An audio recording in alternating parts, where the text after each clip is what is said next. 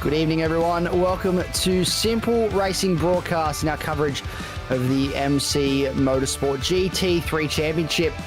And this week, it is round 9 of 10. We are at the penultimate round of the season, and buckle in because we've got one of the most feared, the most challenging, the toughest racetracks on the planet. It is none other than Mount Panorama. I, of course, am your host, lead commentator for this evening, Isaac Fogarty. It's a pleasure to be here and have your company with us. And alongside me this evening is a familiar voice to Simple Racing Broadcast. It is, of course, Dean Biggles Hobson. Good evening, Biggles. A pleasure to have you here and some exciting racing ahead tonight. Yes, absolutely. Good evening. To work with you for the first time as well too, Isaac. So it should be a cracker. And of course, it's crunch time in the championship of the penultimate round. So it could be essentially very close to being wrapped up here tonight, but we'll get over to check out those champion standings in a little bit. And of course, we have to thank our dear sponsor there, the FrenchCarCare.com.au, of course, as well too, that gets in behind this MC Motorsport fantastic series. So check them out for all your French parts and services and so forth. Mainly, not all just French manufacturers, but majority of them.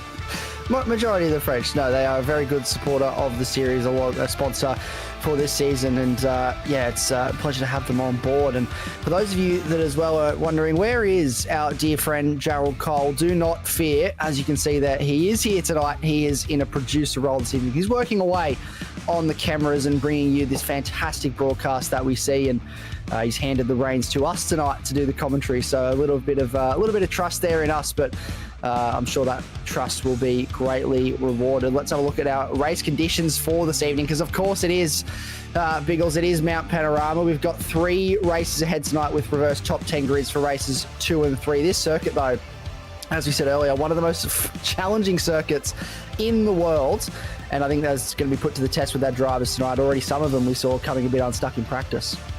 I've heard of this track. I heard it's pretty good before in the past, so we'll see. Now, of course, everybody's Australian. You know this track. Drivers know this track, and they know how much the mountain can conquer. Generally, the mountain conquers a lot of drivers here this evening, so it's a matter of you conquering the mountain at a specific play you want to be getting away with this. And, of course, if there's any dilemma that happens at the top of the mountain, there ain't too many places that you can go to avoid it.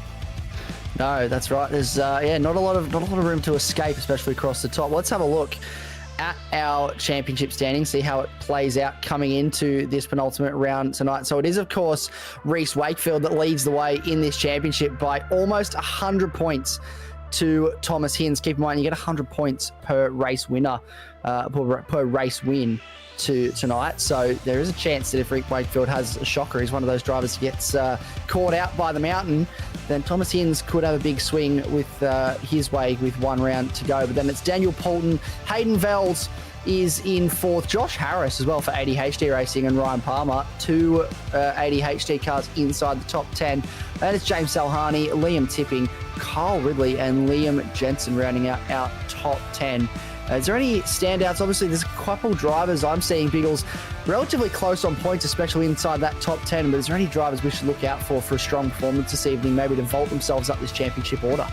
Ooh, that's quite interesting. Being the 3 races tonight with the sprints with the reverse top 10, you're going to have to be consistent here this evening. And for looking at some of these drivers that are, you'd say, Mr. Consistency and so forth, well, Reece Wakefield isn't, because he's got 17 top 5s with the 4 wins in his belt there, and Thomas as well. So they're really those 2 at the top are the ones that you would have to say. Maybe heading down to Hayden as well, who hasn't had as many starts as some of the other drivers, but he has had top 5, top 10 finishes. So 10 top 5 finishes as well, which is no mean feat, especially with considering the amount of races we've had this in. But Reece Wakefield, as you said, Mr. Consistency. So the question will remain if he can continue to do that this evening. Well, that's the state of our current championship standings, and I think we are now into our qualifying session. We're at 4 minutes into the session, so we might head down and have a look. And here on our screen right there is Reece Wakefield, our championship leader for One Performance Racing. Currently on a lap, a very strong lap. He was purple in the last micro sector. I think that's about 6 sectors around here that the game recognises compared to the typical 3 that you see when you watch this circuit on television. He does a 2:03.4 across the line. And that will put here 2:02.9. Sorry, that's different to the number that it said down the bottom, but that puts him to the top of the timesheets, but only just over Hayden Veld. So these times starting to come onto the board now as everyone gets their first sort of banker lap in here. Biggles, it's relatively close though between Hayden Veld, Dan Poulton, and Reece Wakefield. So I think we're going to see some competitive times laid down, and the gauntlet going down early here in qualifying. Very close between those top three as well, too. 6,000ths of a second, 7,000ths of a second separates Hayden and Daniel from Reece Wakefield's time. Then you go down about half a second, Jackson Starrett there, and then Liam Jensen getting into that 1 second gap. But remember, that's only the one flying lap these drivers have, so you've got chances to do a few more here in qualifying session. In some beautiful conditions, you say, to go motor racing with the mountain. Yes. Sorry, I just had a slight disconnect there, but I think we're okay now. And yes, yeah, this is Jackson Starrett on screen at the moment. And this, I'm just looking up and down the field. Is there any drivers that we're missing? Obviously, it is, as you said, the start of the session. So quite a few drivers yet to set a lap time. Josh Harris, Chris Lashbrook, ADHD Racing being amongst those. This is Mitch Curry on our screen. He's changed to the Ferrari. So this goes to show how long it's been, well, not how long it's been, but it's been a little bit since I was in the booth, because back at Hungaroring a couple of rounds ago, he was in the BMW having a very tough time of it despite having pace, and now he's switched over to the Ferrari, and hopefully, he's sitting in 16th at the moment, but hopefully that Ferrari can yield him a bit more pace around here, because he was quick in that BMW, so hopefully he's being a bit similar in terms of his car speed in this Ferrari. Yeah, I think he has been enjoying the Ferrari a lot more than what he started the season off. Two drivers that are going very quick, Denny P and Reece Wakefield. They've got a couple of purples next to their name, although Denny P's final couple of sectors might potentially cost him a shot. He'll go to the top of the timesheets. I think Reece is going to replace that Rhino, certainly will, by 0.2 of a second there too, for the 202.29 for the 969 on Performance Racing machine. Yeah, absolutely flying around here. And this is Josh Harris. So you get a little driver cam on our screen. You can see looking up there, I'd say at the splits, at the sector times as he runs on this lap. He's got a car in front of him. I'm just trying to work out who that is that's sitting in front of him. But he, maybe the traffic would help him down the straight, give him a bit of a tow, but if he's quicker across the top here, that certainly will not be to his liking. We'll have to see how this lap goes as he runs up towards the cutting now, and back all the way back down to second gear, 95 kilometers an hour at the apex for Josh Harris. He's wringing the neck out of this thing, as they all are, and that wall right there, how close is he? Not as close as I thought he'd get. Coming under the tree there, you'd see, I reckon, as this session goes on, drivers getting closer and closer to these walls. It's the important part too. One of the most important corners, of course, will be coming up a little bit further as you get down to the elbow. You want to nail that one perfectly, because it's that long cod rod straight that you have to just try to build your speed up before you go. And let's see, as he's still climbing down the hill, I don't think he's been hindered too much by the car up the road at this point, because he's still on that. But he's got that seatbelts. There it is. So good exit out of the elbow, and he's got those seats, of course, that provide you that kind of the racing experience by tightening up. Of course, they'll probably be tightening up at the moment. Very soon he hits the slightly taps on those. But actually go flat out through here, I would imagine. I don't think he would lift here typically. No lift. Very late on the brakes, almost at the 100-meter board, it looked like, on the right-hand side, and carried a lot of speed in through the chase down towards the final corner. Now, it probably hasn't been an absolutely blinding lap for Josh Harris, as Hayden Veld does a 2:01.7, so he is absolutely flying around here. First car into the 2:01s. Where does Josh Harris end up? 13th with a 2:04.1, which is not better than his best, actually 2/10 slower, and that is off in the background. That is Thomas Hinds, the man who sits second on the road and second in the championship. And we've got a lot of these driver cams, just get a glimpse into what's happening in the cockpit of these guys at home, and the environment that they're sitting in.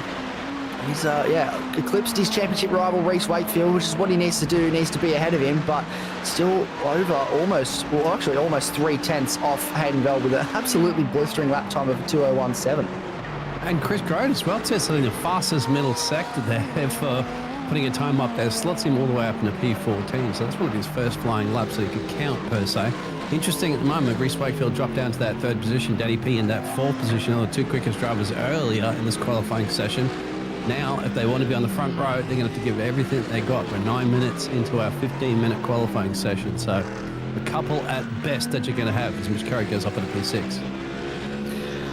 Yeah, a couple laps left in hand for these guys. So not many opportunities actually to get that that crucial lap in. As see, Josh Harris has dropped to 19th place. Daniel Paul, and he's sitting in 4th on the road at the moment. What can he do on this lap? Is this going to be an improvement? Now, the challenge for me with these times is I'm assuming some are green and some are yellow. However, I'm red-green colorblind, so I cannot actually see the difference between green and yellow. So I don't know if he's up. I might have to go to you on that one, Pickles, because I actually can't see the difference whether he's up or not. But he's going to cross the line, and it will not be an improvement. It's actually he's 5.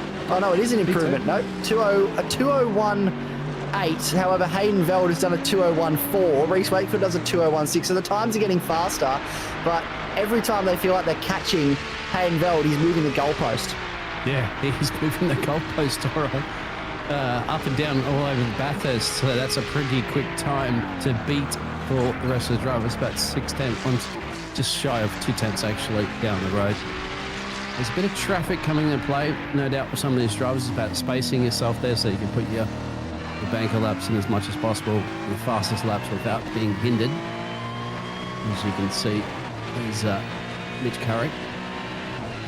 Yes, again, loving these shots into what the driver has set themselves up, and yeah, he looks very comfortable in that seat at the moment. Down into the chase again.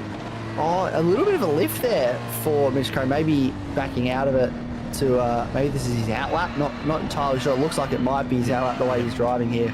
Yeah, so temperature in those tyres there. Smile, you're on camera. Yeah, that's right. Smile, you're on the camera. You are live on Simple Racing Broadcast, of course. Round 9, so penultimate round. This is the second last qualifying session of this evening, of the season, is what I'm trying to say. Arguably, probably one of the most crucial qualifying sessions if you want to position yourself well in the championship. There is Ryan Palmer as he looks up into the camera, almost as if on cue, and then quits back to the garage. And he is sitting 5th on the road at the moment, so that may be his session. He might have just enough time to get out for one more lap. This is Hayden Veld for Evolution Racing Team. Man sits 4th in the championship. He's had a bit of an up and down season. He was 2nd in the championship at one stage. Now he's back to 4th, so I think he's maybe struggled the last couple rounds, which has hindered his run at the championship, because he looked strong there for a little while.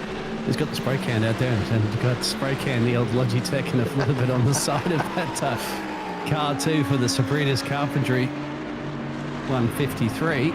Looking strong around here. Nothing, just letting you know about those colours down the bottom there, but there's just a couple of greens and yellows. I don't see any purples from the drivers at the moment. Well, that's the one I can see. I can see the purple one when it pops up, but it's not popping up at the moment, so it's making my life a little bit more difficult to see who's doing what at the moment. This is Chris Miller for Fishy Motorsports in the McLaren. These liveries always look good, the Fishy Motorsports there. We've got a line astern here, a photo finish for 2 of the Fishy Motorsports cars, Michael Whiting in behind him, and no improvement from either driver. They sit about a 1.5 seconds back on that pole time at this stage. Chris Lashbrook, 10th place, crosses the line, does not improve his time either. We've got just under 2 minutes remaining in this session. What is left in the tank for these drivers? A few crucial names: Ryan Palmer, Burns, Lashbrook, Coates and Poole in the pit lane. Pit exit though for Poole. I don't think he'll get around now to get another lap in, so he's actually gone back into the lane. So not long left. Is there anything left in the tank for the drivers still on the circuit? Can Reece Wakefield find that little bit more to usurp Hayden Veld for that pole position? Dan Poulton is now back in the lane, so he's done. Mitch Curry jumps up 1 spot, goes to 6th, and displaces Jackson Steerett. Just trying to look who else is on the lap. Difficult to say too about the qualifying. Qualifying is important. I mean, it's obviously very important when it comes to sprint races. It's for endurance races. But remember, we've got 3 sprint races here, so you don't have a great deal of time to get those overtakes done. So, but this is the only first sprint that's going to be really counted, and then how it pans out. If you finish the race, of course, you're going to start in that P10 position and have to do your overtaking back up. But I think front row, which Reese will get, he's already on the front row. Now he's going to be in the extra front row position there on the dash that beats Hayden's time by 73 thousandths of a second. Very close. And Hayden's back in the pit lane. So we will not see an improvement from Hayden. This is on our screen. Cruz McVie for Koala Cartel. Will he improve across the line? It does. He does slightly. Jumps up to 11th place with a 2:02.8. So that's a very strong lap time. He's getting himself into 11th place. Chris Miller for Fishy Motorsports. I think that actually cut away because it just cuts him off at the end of 15 minutes. I think that cut him off before he could cross the line. He was actually so close to getting that lap time in, but just fell short. Here is our grid. So this is how they'll line up for the first sprint race today. It is Race Wakefield that will be on pole position for this one, followed by Hayden Veld sharing the front row, then Daniel Poulton, Thomas Hinz, the man who's trying to catch up to Reece Wakefield in this championship, will start on the second row and has it all to do in this first race to make up crucial points. Ryan Palmer and Mitchell Curry will share the third row of the grid.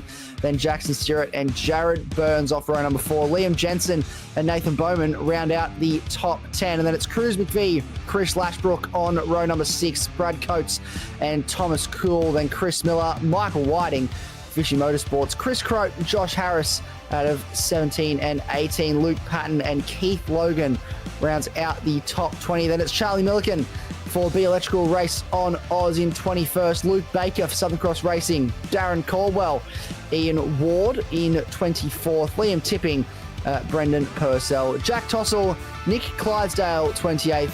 Darren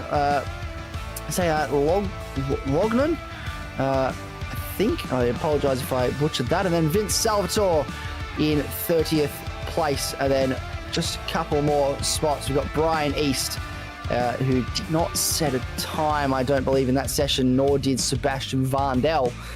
So he'll line up 33rd or 32nd, sorry, as I don't believe Nathan Allen will start 32nd in this race, seeing as he's in race control. I believe he may be driving the safety car today. So I don't think the safety car is going to be on the grid. So Sebastian Varndell will get promoted up to 32nd.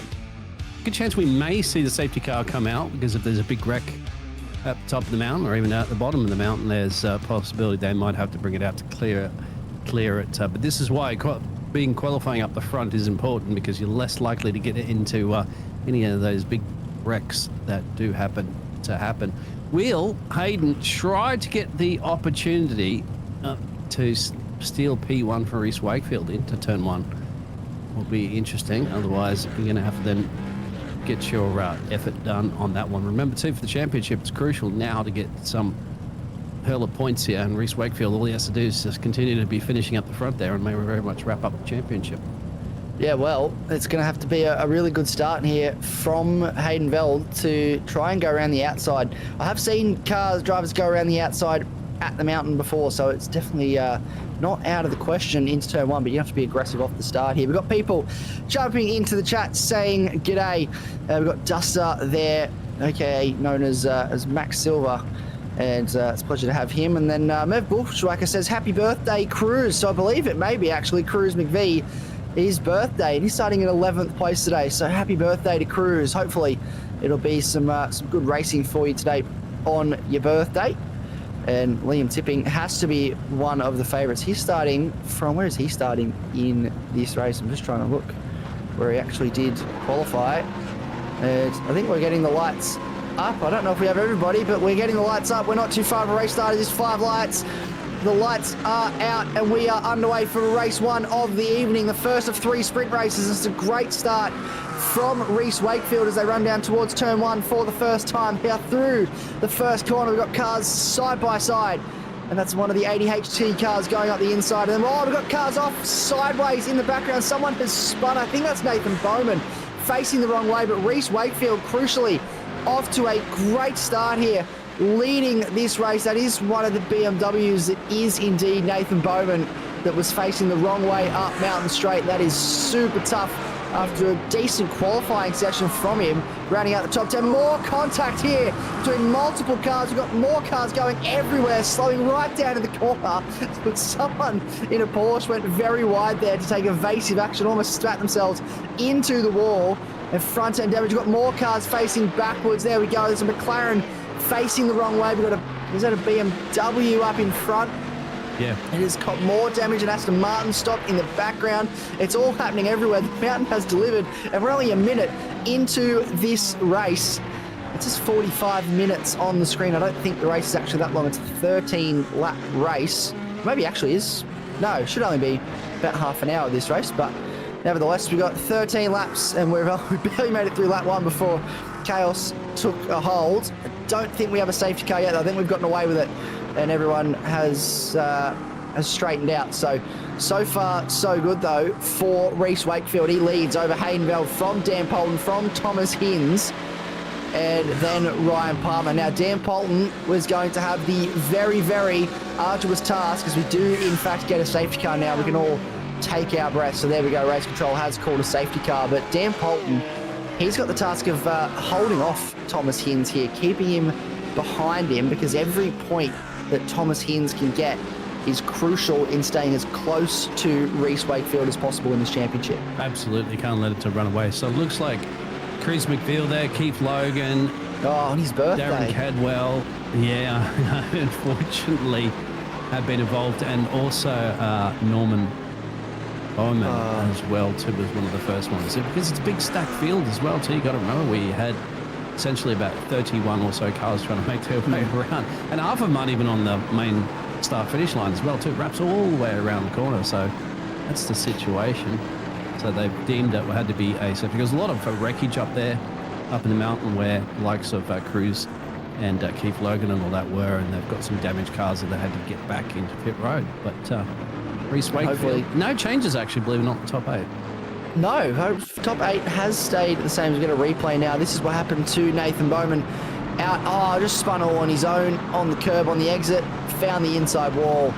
That is super frustrating. Super easy to do on cold tyres, and he'll be kicking himself there. Yes, that is, very frustrating for him. And then, huge contact into the wall. And then that just creates a concertina effect. The McLaren gets checked up. Someone gets into him. There's another car that's made more contact. There's a Mercedes with front end damage. I don't think there's many cars that got through that without some sort of panel damage there. But that's one of the 80 HD cars. And then Keith Logan in the BMW back to the pit lane as well. And then, you can just see here, Keith Logan tried to thread the needle, and huge contact with the Mustang. The Neon Mustang. He's kept it in the throttle. Heavy contact with the inside wall on the run into 3.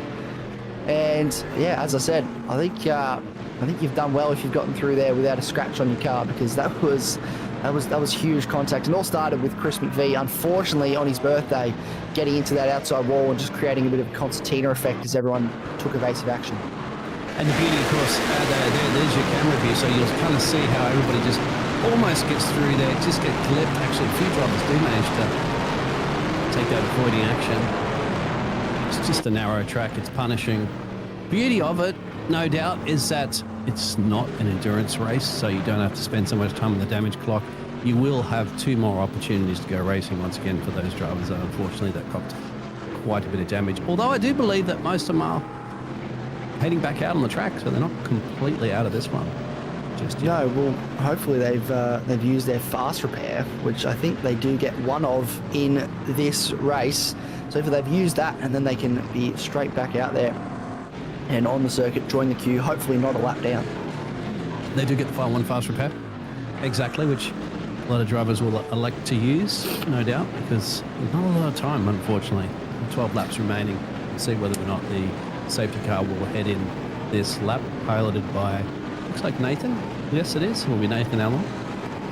Yes, and fast repair, I think that's going to be one of the most popular buttons or popular services utilised this evening at Mount Panorama. The safety car and the fast repair, I think we'll be making frequent appearances tonight, and hopefully that's for these drivers at the front, that may be the last time they see the safety car. I know they'll be hoping that. I certainly know I'm a big fan of a safety car period. And you think about that old adage that gets repeated every year at the Bathurst 1000 coverage, that safety cars breed safety cars, and everyone gets a little bit sick of hearing it, but it's certainly not wrong, because they certainly do, and it creates a bit of uncertainty, a bit of chaos, and everyone fighting for sheep stations with what is about 12 laps to go, maybe, yeah, 12 laps to go when we cross the line. So Reece Wakefield will lead the field. The safety cars return to the pit lane. Hayden Veld is sitting right in behind him, though. He's not letting him get too far in front. Reece Wakefield waiting for that right moment to go. He guts it up out of the final corner. And there we go. Finds the go pedal out of the final corner, and we have a restart here in race 1 of Mount Panorama, and Reece Wakefield will lead the field away from Hayden Veld, from Dan Poulton, from Thomas Hinds, Ryan Palmer, then Mitch Curry, Jackson Stirrett, Burns, whose name Jared Burns, I believe it is, and then Chris Lashbrook. Miller is your top 10. We've got a car going slowly on the front straight already.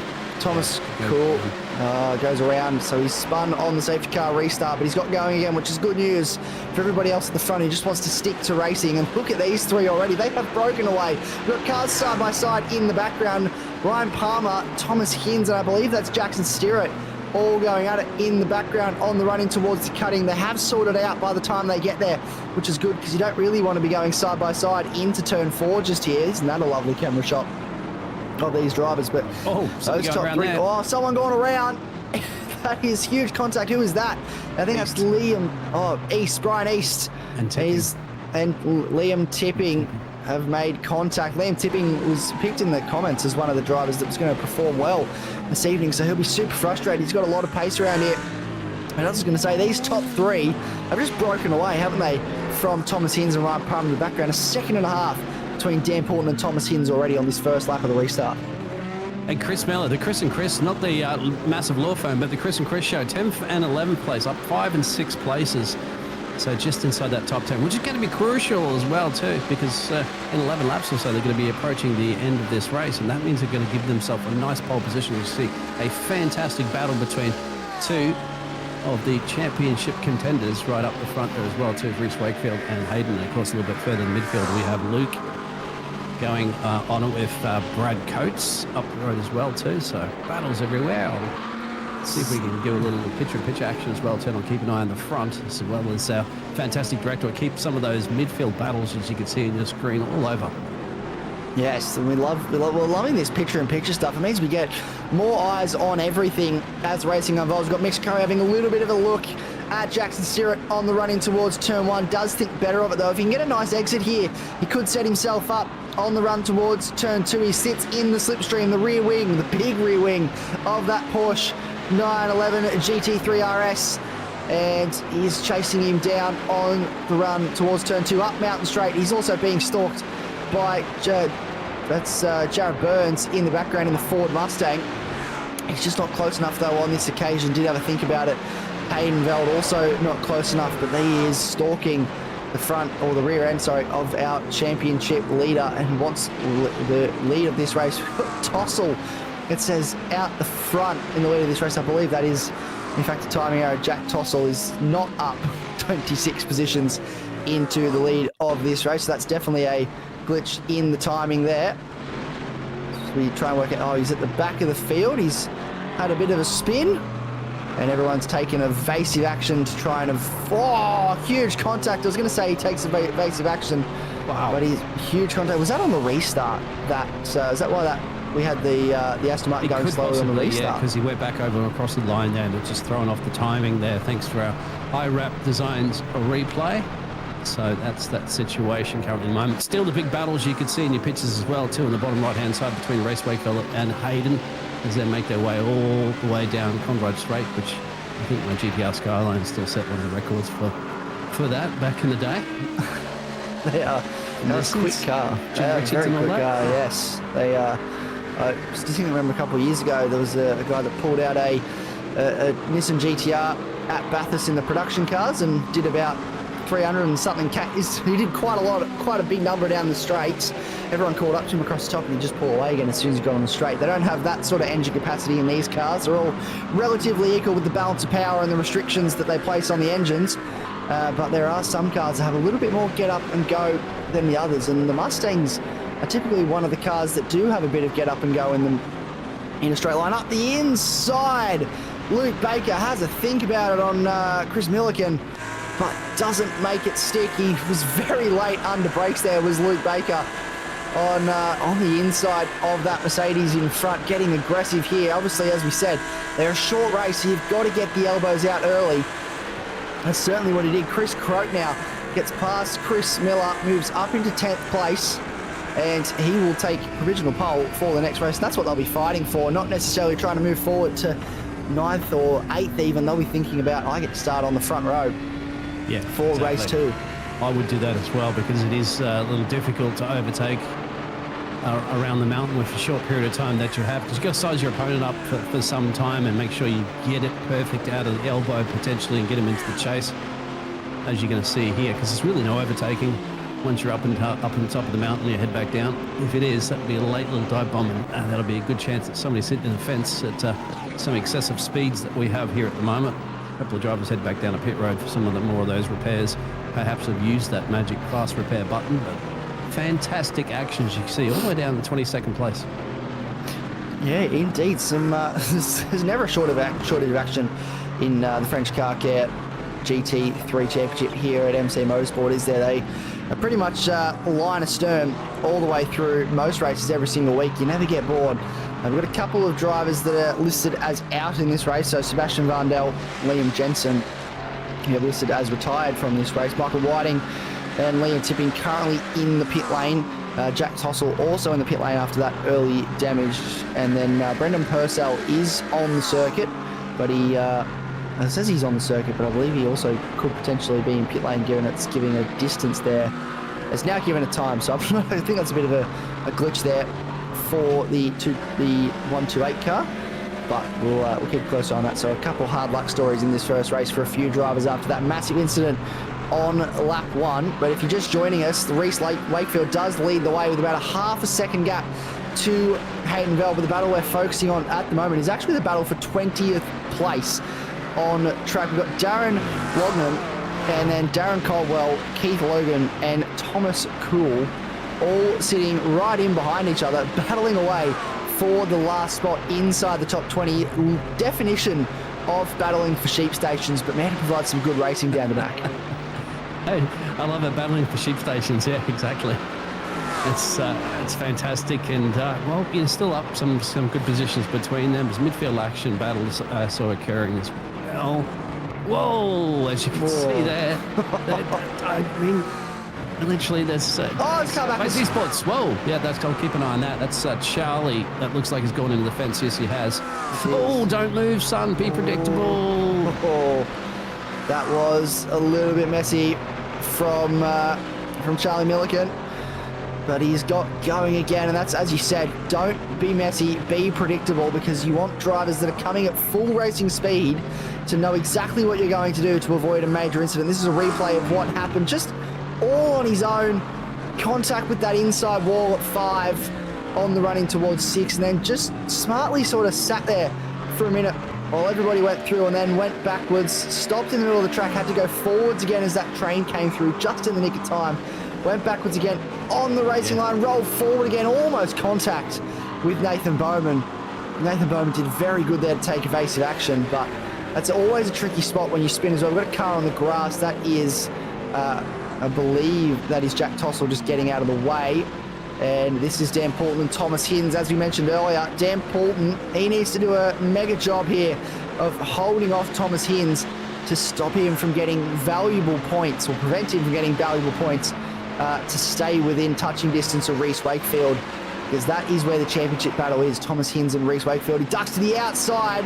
He's parked it in the middle of the road, Dan Poulton, and Thomas Hins has no way past at this stage. You can see the onboard from the front of the Corvette, looking right at the rear wing of that Mercedes. Has a little thing about a move into the cutting, but not close enough. That's also a very bold place to go for a move And then this will pretty much be single file across the top here. This is all about trying to stay as close as you can in the aero wash to the car in front, not losing a large amount of time so you can set yourself up on the run out of Forest Elbow down Conrod Straight. But he's strong here. We've got another car backwards. That is Clydesdale.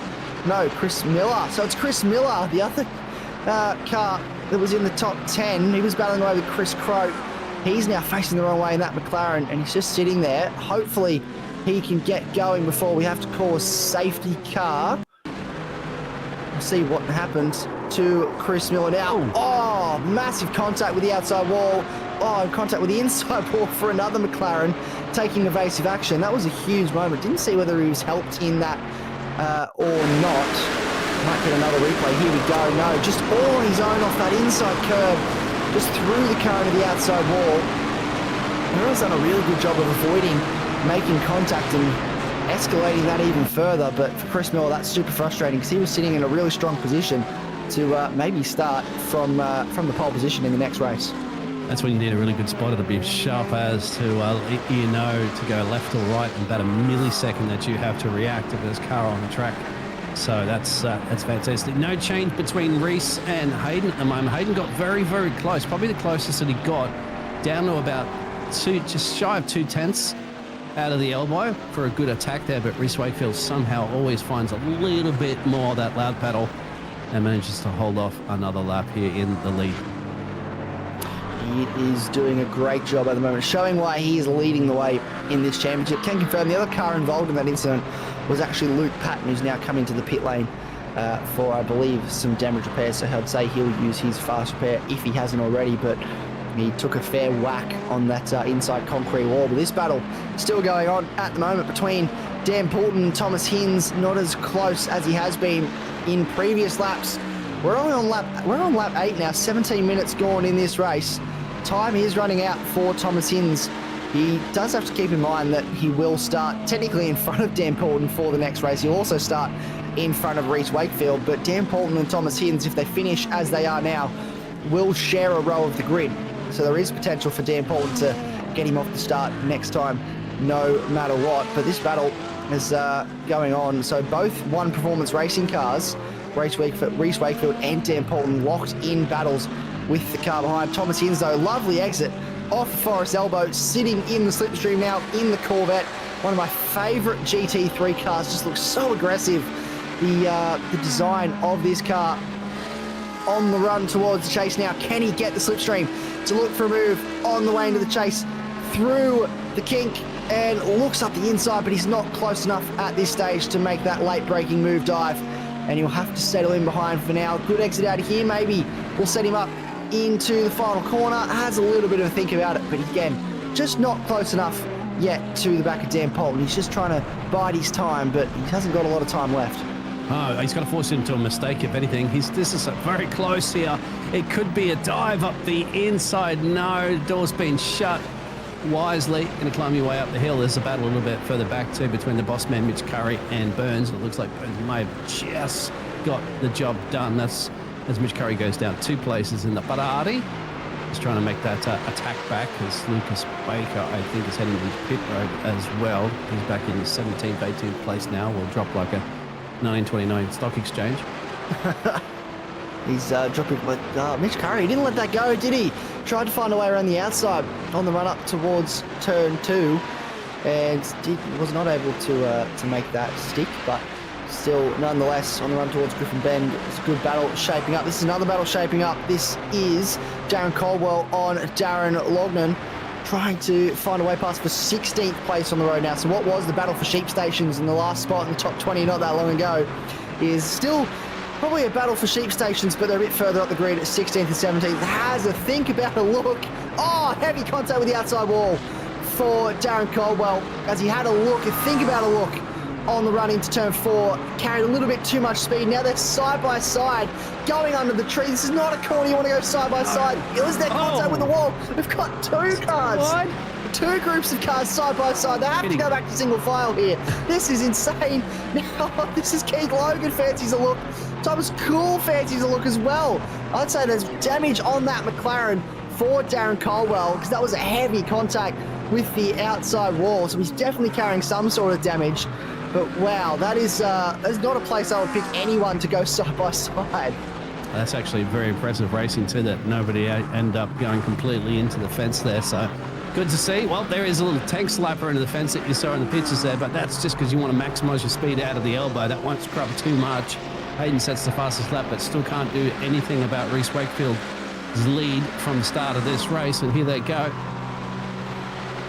Side by side on the run towards the chase. Keith Logan up He's listening. inside. Oh, I was going to go 3 wide for a second there. Keith Logan has gone from 17th to 19th in the space of about one slight right-hand corner and the end of Conrod Straight. And now Thomas Cool fancies himself a look up the inside into the final corner on Darren Caldwell, but cannot make it stick.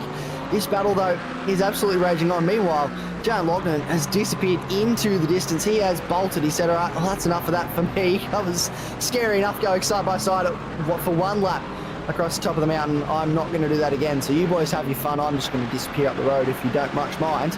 And he settles into his rhythm now. But let's talk about, with a couple laps to go, about 3 or 4 laps to go in this race, the big movers in this race so far.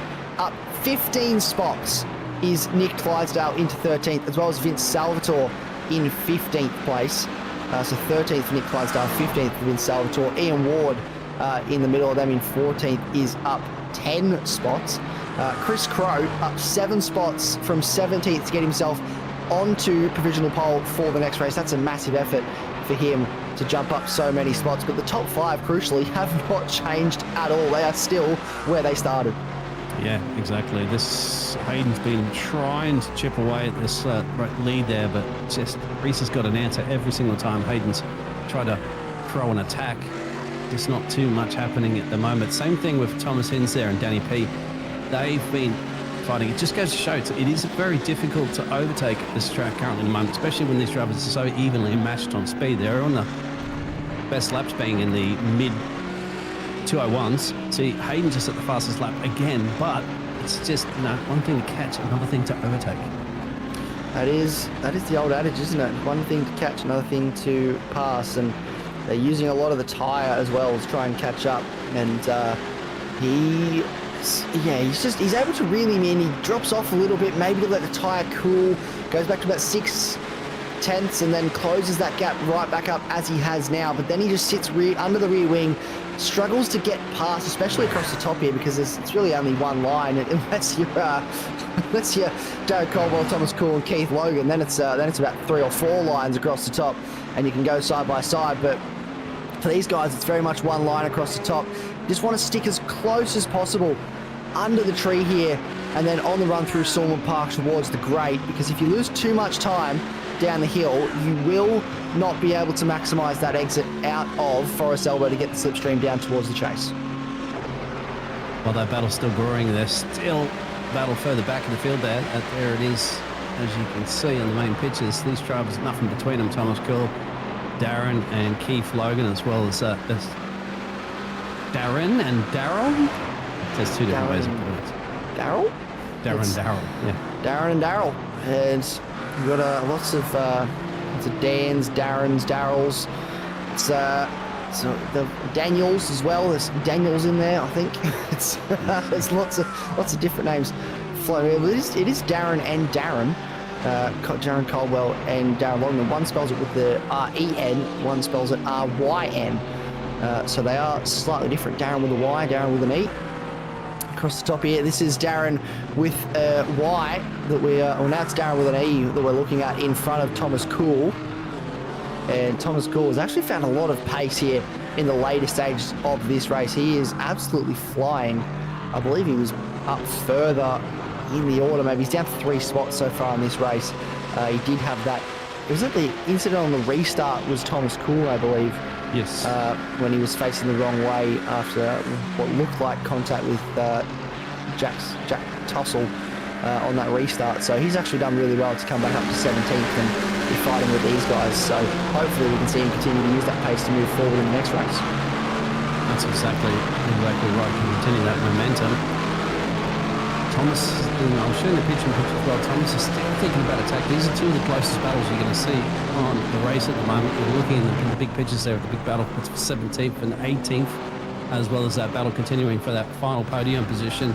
Still, Reese Wakefield holding Hayden Bell by half 30 seconds or so. That's a nice move from Thomas Cool. Sorry to cut you off there, Biggles, but that was a nice move from Thomas Cool on Keith Logan on Darren Lognan, and he's got himself up into 18th place now and can sort of try and set after Thomas Cool, who is about 1.5 seconds up the road, but that was very deep under braking. I thought he might have been going to struggle to pull it up there for a second, but he actually did really nice, made the apex of the corner and sort of just made it look easy. I think maybe Darren didn't fight that one super hard, but now he, with only a lap and a half to go, we can start to push up. Cloudy conditions starting to get a bit overcast here at Mount Panorama, and I am wondering, is there a chance we could see a bit of very sunny down the bottom of the hill, but the top of the hill, it's starting to look a bit dark up there. So Hayden Bell thinks about a look up the inside, but was not close enough on that occasion. No, threw the nose in there, just trying to get the other driver, just trying to force them into mistake. The psychological games that you play, but I think these gladiators, my friend, they know each other so well. We've had so many races this season, and you're going to throw a dummy like that, you're going to also force yourself off that racing line potentially and scrub a bit of speed off, and considering how absolutely close they are. As you can see, Hayden from on board the front fender cam. I wonder if that's going to be causing any performance there with that camera hindering the intake on the car, but I don't think so with Hayden at this point. Slight aero drag for Hayden Bell maybe with that camera sitting in the front bumper, but I believe hopefully for balance of power they all have that camera that's maybe slightly no, Jared's chucked in some of the cars, not all of them. Fantastic producer. I think maybe Jared's picking favourites and who he wants to do well. He's sneakily leaving the camera out of the front splitter of their car so that they get that slight better aero advantage. We'll have to ask him, and we'll get to the bottom of that a bit later on in the evening. This is Nathan Bowman, who's on the fight back after a difficult start to the race, side by side on the exit with Darren Lognan. And Darren Lognan is continuing to move back. No boot on that car for Nathan Bowman after that turnaround early. They're still side by side on the run up Mountain Straight. This is the final lap of the race, and the white flag has been shown to our race leader. But, Darren Lognan comes back at him, holds the inside line for that second corner and manages to hold on to the position. You can see in the bottom right-hand corner our race leader, Reese Wakefield, running down to the chase for the final time in this race. The battle on our screen at the moment for 19th place on the road, Darren Lognan, Nathan Bowman and Chris Milliken. But it is going to be, as he comes out of the chase, running down the hill, we look towards the final corner now. Where is Reese Wakefield? Here he is into the final corner, heavy on the brakes. Hayden Bell threw everything at him, but Reese Wakefield will hold on and win race one at the Mountain and further cement his championship lead. Dan Poulton holds off Thomas Hinds for the last spot on the podium, and Ryan Palmer will cross the line in 5th place. Jackson Sterrett finishes in 6th place, followed by Jared Burns, and then Mitch Curry loses a couple places in this race to come home in 8th, followed by Chris Lashbrook and Chris Croat is your top 10, and then Josh Harris will finish in 11th. But we've got a couple battles up and down the field yet to be resolved. This is Nathan Bowman. He's got the lights flashing on the run into the chase, deep on the brakes. He's nice and close, has a late dive up the inside of Darren Lognan, makes the move stick. What a move from the BMW driver, wide on the exit for Darren Lognan. He could lose another spot here to Chris Milliken, and he does. So he loses 2 spots there, drops outside the top 20 for Darren Lognan. But Nathan Bowman, after spinning on the exit of turn 1 on lap 1, comes back to 19th place. This is Chris Miller looking to get past Luke Baker, but not close enough on the exit of the final corner, and we'll have to settle for 24th place, but plenty of action down that field, Biggles. That'll be one to study on the tape, I'd say, for some of the drivers. That late dive on there can get yourself a possible overtaking opportunity. Of course, and if you do try to defend it too hard, you'll see the situation that just occurred there from Darren. But that is our first. If you think that was exciting, we got 2 more races to go. And of course, they flipped that grid around there. So the fastest drivers, essentially, of those lap times earlier, now have to try to navigate their way through the traffic. Yeah, that becomes the challenge. Now you're starting in 10th place, or not, maybe if you're Reese Wakefield, you're starting in 10th place. If you're Thomas Hinds and you want some more points, you're starting in 7th place in this race, as we'll have a look at the grid in just a minute. But it's gonna be a challenge for those drivers in this race. Who are you looking at maybe in this race to move forward as we look at the grid? So we'll come back to that in just a second, but we'll run through this grid. So it's Chris Croat and Chris Lashbrook off the front row. The Chris's, spelt slightly differently, of course, because there can only be one spelt that way. You can't have multiple people spelt the same way, otherwise it gets too confusing. So Chris and Chris, then it's Mitchell and Jared Burns. So Mitch Curry and Jared Burns 3rd and 4th. Jackson Stewart, Ryan Palmer, Thomas Hinds and Dan Poulton will share the 4th row of the grid, sharing the 2nd row of the grid in race 1, and then it is Reese Wakefield, Hayden Veld. So Reese Wakefield finished first, now starts 10th, has it all to do in this race to continue that charge towards the championship. Josh Harris just misses out on starting on the pole for this one. Will start in 11th, give himself the best opportunity to maybe try and do that in the next race. Then Brad Coates, Nick Clydesdale, Ian Ward, Vince Salvatore, Darren Caldwell, Thomas Cool, and Keith Logan with that great move in the latter stages of that first race. Nathan Bowman as well gets himself inside the top 20. Charlie Milligan will start from 20th place, followed by Darren Lognan, who lost a couple spots there at the end of the race, and that was very frustrating for him to drop outside the top 20. Then it's Luke Patton, Lucas Baker, Chris Miller, Cruz McVie on his birthday, not the first race he would have wanted, chance to move forward in this one, followed by Brian East, Jack Tossell, Brendan Purcell, Liam Tipping, Michael Whiting in 30th place. And then it says Nathan Allen, but we'll have Liam Jensen and then Sebastian Vandel, who I don't actually think we saw in that first race. So potential that he's not racing this evening. But yeah, who are you looking for in this next race? You can't give me pick favourites out there. I'm up in the booth. I have to side with all the drivers. But we do have something from Hayden Veld out there. He says we need to get a motor check on those Macs. He's saying maybe these Macs are finding a little bit of extra performance out there. Hayden, of course, not in the Merc. No, he's Thomas, odd one out. He is, and that's the situation. Drivers are now quickly jumped out of their cars for their last-minute driver relief break or anything like a bit of a stretch or something like that, so they can jump back into these cars and do it all over again for our second sprint race. How about yourself, then? I'll throw it back to you, Isaac. Who are you predicting? Look, it's a tough one. I think, personally, I'm a big fan of the fact that there's 2 Mustangs on the front row. That's very exciting for me.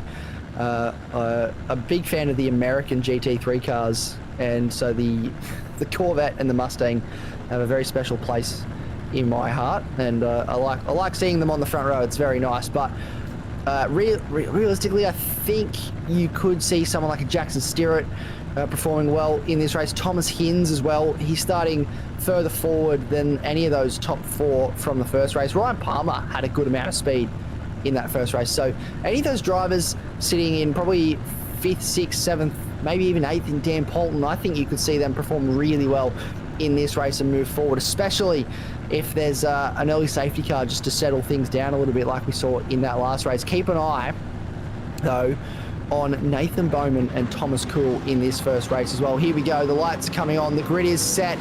We go racing for race 2 of MC Motorsport's round 9 at Bathurst, Mount Panorama. The lights are out. We are away. Chris Croat, a great start, but Chris Lashbrook has jumped him off the line. It does seem around the outside into turn 1. Everyone gets towards turn 1 cleanly this time. Hopefully no one is backwards when we cut the camera away.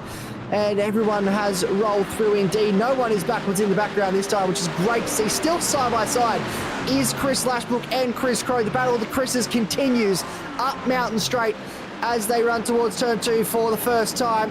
Who will come out on top? They can't stay side by side forever, and it is Chris Lashbrook that gets the upper hand on the exit of turn 2, holding that inside line, and he will lead this race for the first time today, followed by Chris Crow, then Mitch Curry, Jared Burns, Ryan Palmer, Jackson Stewart, Thomas Hinds, and then Dan Poulton and Hayden Veld are duking it out. Reese Wakefield also getting past Hayden Veld, so he was up. He's losing a couple. He does have damage. He's missing a complete rear end spoiler on that car, so he's under a bit of pressure there from Josh Harrison. And Norman's finding his way up through the field as well, too. It looks like a little bit more action up the top of the mountain. Somebody's off. That's Keith Logan in the bottom pitches, you can see. And I think he's had contact there with Charlie. Yeah, those two drivers. Now, will they be requesting tows or not? Will that potentially bring out a caution, safety car? Not quite yet, but that's the situation so far. So almost we got to a lap without a bit of carnage, but unfortunately the mountain's conquered a couple of victims. We got further than last time, and I think that's what counts, is that we ran it further than we did last time. We got side-by-side in the back, and that's Ryan Palmer and Jared Burns going side-by-side. Ryan Palmer, as I said, keep an eye for him. He's moving forward in this race. A little bit of side-to-side contact in the chase there, it maybe looked like. And they still are side-by-side, but Ryan Palmer will get away with that one, come out on top.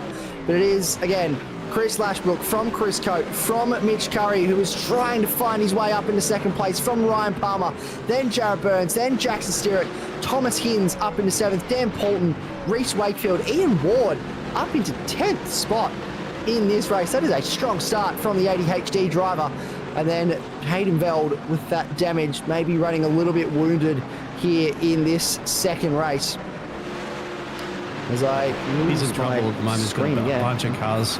Josh Harris, here's the two teammates as they're working through as well too, with Bowman a little bit further, putting some pressure on them.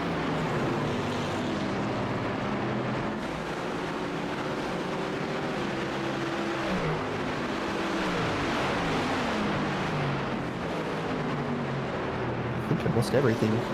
Nope. There we go. No, I'm good. There we go. I'm back. Gotcha. Everything went quiet for a moment. I was very, very nervous that Bathurst had taken me as a victim, and I'd been hit by the mountain today. But no, we are good. Back into the commentary box, and Ryan Palmer, he's got past Mitch Curry, so he's up in the 3rd place now, and moving forward in this race. And off the road is Chris Croat at McPhillamy, and he's still held on over Ryan Palmer. That's a very scary moment, I'm sure, a moment that he may need to change pants for, because you do not want to be caught on the grass running at such a high speed on the run towards Skyline. It looks like Vince as well too. Salvatore had a little bit of a couple of blinking moments, and I think he's back on track. You don't want that, obviously, as you're chasing your way up through the mountain. They have cars there, and all of a sudden not.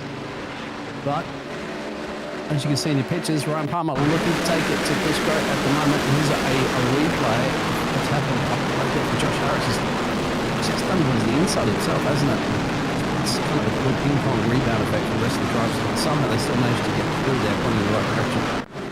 Yeah, again, a lot of drivers doing really well to take smart evasive action. And Ryan Palmer, he's gotten past Chris Croat now, and Mitch Curry fancies himself a go as well. Look out for Jared Burns as well to get his way past. Up the inside on the run towards turn 1 now is the Ferrari on the Mustang, and then we're going to go 3 wide. It's Jared Burns, sorry, he finds himself in. There's a little bit of rubbing, a little bit of touching from these guys, pushing each other up Mountain Straight.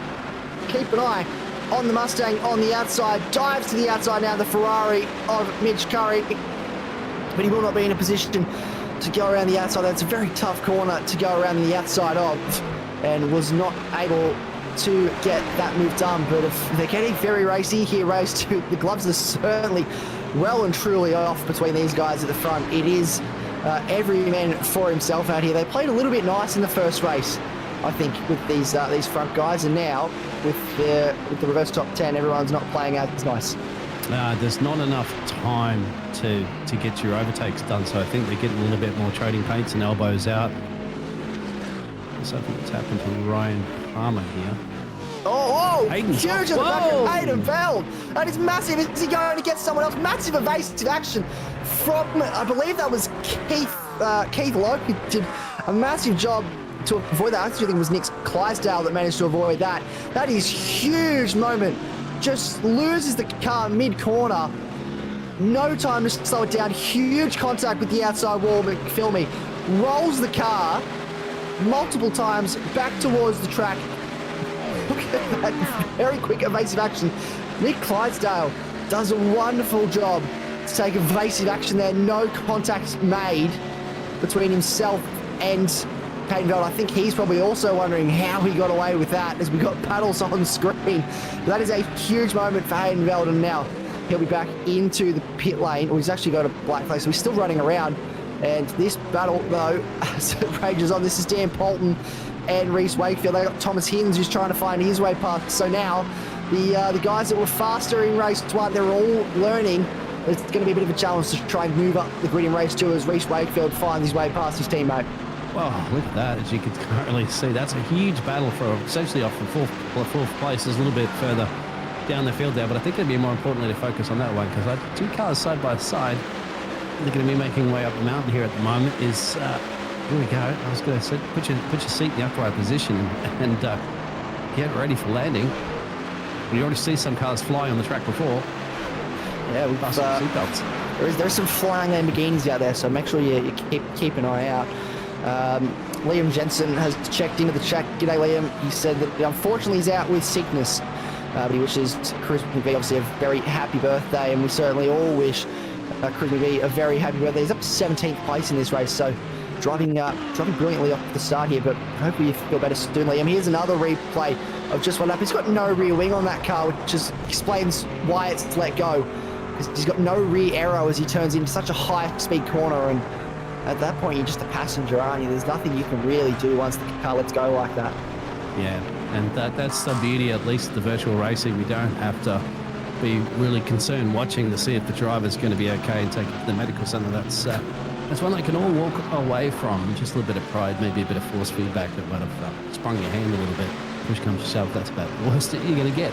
That's right. It's maybe a bruised ego, but certainly every part of you physically is fine, except, just make sure you let go of the wheel in that situation, I think, so that the force feedback doesn't rip your hands around. But this is, again, we're back to the battles for sheep stations, as the one that was termed earlier on. There's Nick Clydesdale, and he's got a couple of Koala Cartel Aston Martins looming, and now one. Thomas Cool has found his way past Chris McVie on his birthday. Fancies himself a move past as well, but now he's coming under pressure from Luke Patton, I believe that is, looking to the outside. It is Luke Patton, runs wide after going side by side in the final corner. He's going to now lose a spot to Darren Caldwell. So they're trying to work out who's where. So he's lost a spot to Darren Caldwell. So it just goes to show in these small battles right here. Yeah. He's got a nice picture right in the middle of the battle. Wrong button. Wrong button. Yeah. That's okay. Ryan Palmer got past Chris into the lead of this race. He did. That's teammates as well, I believe. So that could have been team orders from Ryan Palmer and Chris Lashbrook to swap positions. So Ryan Palmer, one of the ones we said to keep an eye out for, has now moved into the lead of this race. Whoa, that's Mitch Curry. He's dropping down the order, and he's got massive damage on that Ferrari. We'll have to get a replay exactly what's transpired there for the MC Motorsport driver, and that is super frustrating for a driver that was running quite well in this race. Actually, he was running really strongly. We've got more side-by-side action down Skyline. This is not somewhere typically it's going to end in tears, and it does. Huge moment for Nathan Bowman, and I believe that's Brad Coates. Is the track blocked? Can they get through safely? I'm not entirely sure. There's debris everywhere. It seems they can get through. And that is Brad Coates stopped. He has to just wait. Hopefully no one's coming through. He now tries to move the car to get it. He stopped on a really awkward part of the circuit, just trying to Austin Powers that car around to turn it and face it back the right way. That was huge contact. I don't think I've ever seen anyone try to go side by side down Skyline, and I was about to comment that it was going to end in tears for Nathan Bowman and Brad Coates, and it certainly did. And these drivers are also battling it out. Chris Croat there, Jared Burns, and Thomas is back up into the picture with these, as you can see on your iRaps replay. There it is, 2-1, doesn't work, and of course, that's a little nice friendly shove into the Repco fence to say, well, I don't know where to go. We're just going to bounce off the walls, literally, situation. And there's the battle for P3 currently in your pictures as well, too. So we'll see how that's going to pan out at the moment. They've got to start catching Fresh and Ryan up the road because he's not run away with this. They certainly are. And Thomas Hinds has got his way up past Chris Croat now, so he's got crucial track position over Reese Wakefield. He's about 2 seconds back on that battle. Thomas Hinds, he's 4 tenths away from Jared Burns. In front, this is Chris McVee and Nick Clydesdale. Chris McVee, sorry, finds his way past Nick Clydesdale up into 14th place. He continues to move forward. That's Koala Cartel. Aston Martin's looking very quick at the moment. And the same can be said for this man on your screen, Darren Caldwell. He's got Liam Tipping? It is Liam Tipping, yes. I'm slowly learning all their names. Liam Tipping in the background looking very racy. And another Koala Cartel, Aston Martin. And then Michael Whiting, Luke Baker, and Brendan Purcell battling it away for what is 20th place in this race. 19th place, actually. This is a train being led by Vince Salvatore. And hopefully there's no more major incidents across Skyline. I think we've had enough. I think we can all take a breath now. I think we can all calm down a little bit and just... As I say that, I've jinxed it. There's Mitch Curry facing the wrong way again. This time at post 16. Yeah. Spins the car around. I just said, can we just calm down a little bit? And I had to put the commentator's dress on it. It's in the camera way. I can't see the car. It's the we need to think about the vision, you guys. Get rid of the tree. And Jared and Thomas are still fighting it up for that P3 position as the front two are starting to walk away with that one. Mitch Curry, of course, going around. You saw action everywhere. Here we go. Thomas is thinking about it. Up the inside there at Jared Burns. He got a little bit of door banging. Now it's going to be got it up the hill then. Don't forget Chris Croat is in the background as well. So he's going to get on the slipstream. So he's going to be loving this. He could take a 2-for-1 special if you're bold and brave on the brakes. He definitely could. If he's brave on the brakes. I don't know how that Mustang will go on the brakes. This is a replay. And Mitch Curry facing the wrong way down the mountain and then makes more contact with the outside wall. This is a replay. Just on his own. Looks like maybe a bit of contact with that inside wall. Again, the Koala Cartel cars doing a wonderful job to avoid. There's been some really lovely displays of evasive action this evening from a lot of these drivers. It could have been massive disasters, but it just shows the awareness that you have to have around here, that they're just on high alert at all times, and it's paying off for these guys because they're staying out of trouble when drivers around them are having incidents. Get down to 7 laps, so just over the halfway point of this race, with Ryan Palmer leading over Chris Lashbrook. A battle for P3 still brewing on your pitches. Nice little battle for Josh Harris and your Ward, 9th and 10th. You can see on the replay what's happened to Nick. That's a classic out of the final turn, isn't it? A lot of people do that. You get out just out on the chicane and you put the power down. Unfortunately, the car says, no, I don't want to agree with it, and that's the Southern Cross Racing car around. And that's, super frustrating for the Southern Cross Racing. Nick Clydesdale, he was doing a wonderful job. He was losing a couple spots to those really fast Koala Cartel cars, but he was still well inside the top 20 and performing really well. So maybe kicking himself there a little bit with that spin.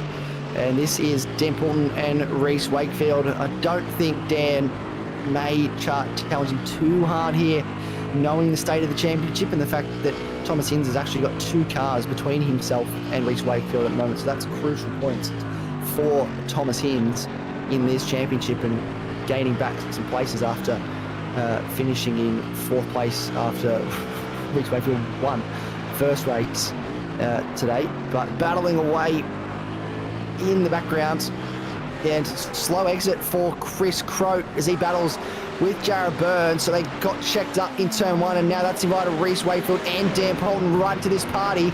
Reese Wakefield wants to try and find a way past both of these Mustangs.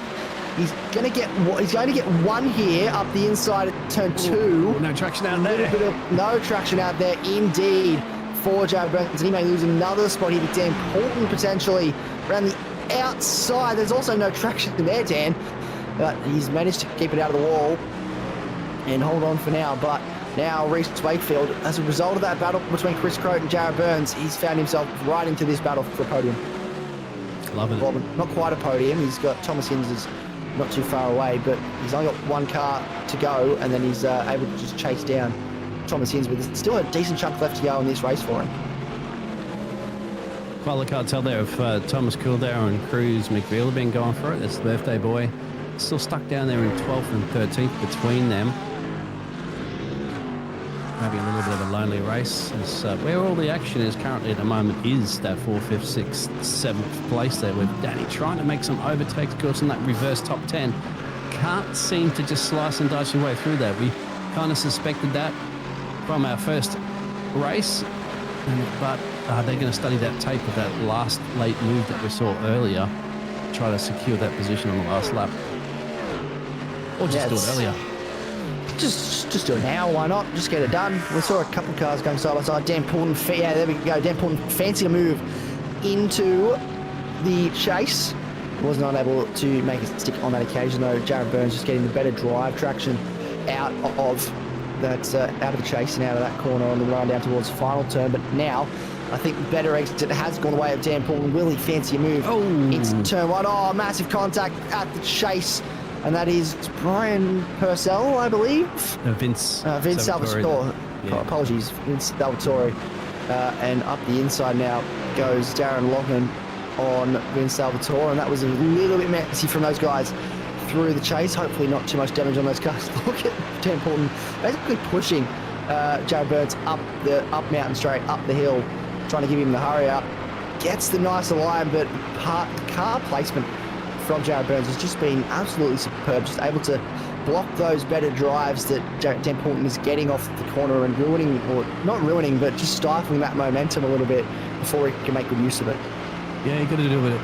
NASCAR bob drafting because it's bumpy here, and if you happen to get in the back quarter panel, then it's going to easily be able to turn the driver, and of course that's not his intention. He doesn't want to do that. He just wants to try to get as close as possible, then go all the way down Conrod Straight and try your overtaking there before you get up to the chase. That would be the best bet, I would say, because we've seen attempts at overtaking anywhere around here before. It ain't going to work.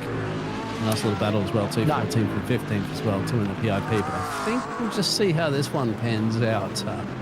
Danny P clearly seems to be a bit quicker, but absolutely, definitely got to take them. And that's right. That's again, as you said in the previous race, it's one thing to catch, it's another thing to overtake, and that's exactly the challenge that Danny P and Reece Wakefield are finding at the moment as they run towards the chase side by side between Reece Wakefield and Chris Croton. That is a move done on the entry to the chase for Reece Wakefield, moves up to 4th position past Chris Croton, and that is another key spot and key points in this championship for Reece Wakefield as he looks to try and secure this. Thomas Hinds, though, has found his way past Christopher Lashbrook, so he's got a lot of pace in that car. 3 laps to go. I don't know if he's going to catch Ryan Palmer. I'm just looking at the lap times they did on the previous lap, and Ryan Palmer actually has the fastest lap of the race, but he was also considerably faster than Thomas Hinds on the previous lap. Did 2:02.4, played a 2:03 dead. So I don't think we're going to see him catch up too much. We've now got on our screens, this is Dan Colwell defending from Liam Tipping, goes up the inside in the Quail car. So Aston Martin gets that move done and up into 14th place, and now will set his sights on the current front, which is Luke Patton, and he is driving very well. He's up 9 spots in this race. Liam Tipping up 15 spots as well. So these guys actually performing really well at its circuit. You wouldn't think, that was a moment, wasn't it? And these guys, I'm just going to say, performing really well at a circuit you wouldn't think you would get that many overtakes. There's quite a number of drivers, including Chris Miller, Liam Tipping, Brendan Purcell, Michael Whiting, are up quite a number of spots. That's a backwards car. That is, trying to see who that is. Nathan Bowman. Nathan Bowman facing the wrong way. That's just before the tree on the exit turn 5. That's a strange spin. I think he's got the inside wall, but he's gone into the outside wall, not in a way that I would have expected the behaviour after contact with that inside wall. So that's a strange incident. Yeah, it is. Probably just a little clip, and he's just throwing the car with inertia off. So, a couple of nice battles brewing again. Once again, the situation, Danny P really trying to get past Jared Burns here to steal himself a P6 position. Still inside that top 10 for the reverse grid. And that's going to be sending it up the inside before the chase corner. And if he can make it stick, gets into the quarter panel of him and turns Burns around. And there he goes. There goes Jared Burns. And he will... Where is he? There he is. In 10th place now. Falls right down the order. And that's going to have to be something I'm sure the stewards will have a look at. Josh Harris and Dan Poulton sitting in 7th and 8th place at the moment. Jackson Stewart found his way past this group of cars. Reece Wakefield still trying to chase down Chris Lashbrook. Thomas Hinds has not made any inroads on Ryan Palmer as Brendan Purcell comes into pit lane. Here we go. Here's a replay of this incident. Just looks like a snap of oversteer actually from Nathan Bowman, which has caused that into the wall. So tried to correct it and just was not able to in time and is sending into that wall. But this is now the battle between Josh Harris. Has a look, Daddy P up the inside, maybe in turn 4. He's getting very bold with his moves. He was trying to go around the outside a few laps ago. And there's not a lot of grip on that outside line, so he's just got to be really careful through here, because otherwise he could end up in the wall. Yeah, I mean, it's a mountain. It can always make you suffer, of course. You're trying to battle with the cars, but at the same time, you're trying to keep it out of the fence. It just takes the utmost concentration here, and these drivers, remember, have been doing essentially already 13 laps. Now they're 11 now, so they're up to 20 or 4 laps, of course, and they still have another race after this, but they're all just fighting for crucial points in this championship. Yeah, and every point matters, as we've as they all know, as we all know, is everything is crucial when you're racing for championships around here. And Darren Caldwell is now trying to find his way past Luke Patton. Liam Tipping has come and gone past both of these cars and has disappeared into the distance, off into the sunset. And I actually was told earlier today that as the sun starts to go down here, it is starting to get a little bit darker. The third race coming up is actually going to be into the darkness. So we're actually going to be racing into the night here at Mount Panorama, which is actually going to be a really cool spectacle. But it's going to make it challenging for these drivers as they get into the later stages of that third sprint race. Now, Dan Poulton fancies a look at Josh Harris. This is the best look he's had yet, up the inside into the final corner, but more speed was carried from Josh Harris. That's going to compromise his exit. Dan Poulton side by side. And that is Chris Miller trying to invite himself into this party, but Dan Poulton gets the move done, makes it stick. Chris Miller now will also find his way past Josh Harris up into 8th place. And that is a very clean overtake from Dan Poulton, but Josh Harris, made him work for that. Yeah, he did. That's absolutely fantastic racing that you like to see between these drivers. I mean, best of mates off track, on track, of course. Well, get the elbows out. You want to win. All drivers want to win, of course. At this point, you just want to kick yourself some crucial positions. You're Josh Harris at the moment. You're in that 9th place. Would you just be happy to sit back and stay here and get yourself a nice front row for the next reverse grid race? Yeah, I mean, that's certainly what I'd be doing if I was Josh Harris. I'd say, look, I could put up a fight here, or I could take the fact that this guy'd actually want to get past me, and that actually works to my benefit for the next race. So I think with just over a lap to go here, speaking of ADHD racing, this man on our screen looks relative. I don't want to jinx it yet. I'll find a piece of wood, touch the wood. Look at the sweat. He's wiping the sweat off the forehead. Is Ryan Palmer. It's been a testing season for this man. I've had a couple of conversations with him throughout the season where I wouldn't say we're best mates, but we do have a relatively good relationship outside of the racing scene, and we've been to a couple volunteer events together and had a few conversations with him. He's told me that he's struggling a little bit this season as he reaches the white flag at Silverstone last week. He had an incident lap 1 and returned to the pit lane. They got towed back to the pit lane, forgot to use his fast repair, and sat in the pit lane for a considerable amount of time. Was absolutely kicking himself. You see a battle between that is Luke Patton and Darren Caldwell in the background, changing position, and I think that's Lucas Baker that's going to invite himself into the party as well, into the final corner. Who's going to come out on top of this? Still side by side, Luke Patton and Darren Caldwell. Luke Baker ready to make a move if something does happen here. Here's the battle on your screen now. And I think Luke Patton's got this done, but a really nice drive out of the corner from Luke Baker. He's going to walk past, almost like he was standing still with Darren Caldwell. And now Michael Whiting's also fancied himself a look at Darren Caldwell as well, but Luke Baker could go past Luke Patton here on the outside of turn 2. I don't think he's going to have enough of a drive. Oh, contact! Oh. There's massive contact, and 3 cars into the wall on the outside. That is Luke Baker, Michael Whiting, and Darren Caldwell contact between Baker and Colwell, and all three cars heavy into the wall on the final lap here. And that is going to have to be looked at by the stewards, I'm sure, but that is super frustrating for all those drivers. That was heavy contact. Let's have another look at that. Massive into the outside wall for those drivers, conscious that Ryan Palmer is not too far away from this start-finish line to take home this race. Where is our race leader? He's coming up across the line now. He's coming out of the chase, so it's going to be for a man that has had a bit of an up and down season.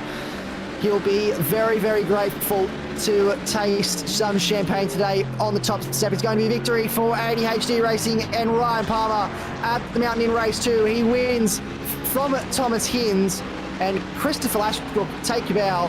He started on the front row of this race and has come home in third place for a very well-deserved podium. Great effort. Reese Wakefield in fourth, then Chris Crowe, then Jackson Stirrett quite close behind, then Dan Poulton, Chris Miller, Josh Harris, 3 ADHD cars in the top 10. Then Thomas Cool will get the pole position for the final race today, followed by Jared Burns, who dropped quite a few positions, 7 spots in that race. Ian Ward, then Liam Tipping up 16 spots to finish in P13. What an effort. We got more contact through the chase as well in the background. That is... It's Vince Salvatore. Yeah, goes for the overtake there, and then there's bump backwards from one of the Mercedes. I think that's Darren Lognan that he's made contact with and sent into the outside. We've also got a black flag as well, so it was there's fallen ill on the steward somewhere along the line. It does appear, but what a race that was, Biggles. That was quite action-packed from start to finish. I've got one more. we still have one more. Best things come in threes. As absolutely fantastic drive for a lot of these drivers. Of course, yeah, you expect carnage and door banging. That's inevitable around here because we know how difficult it is to overtake. Here's your results coming up for our race 2. Yeah, so results for race 2. Ryan Palmer 4.5 seconds over Thomas Hinds.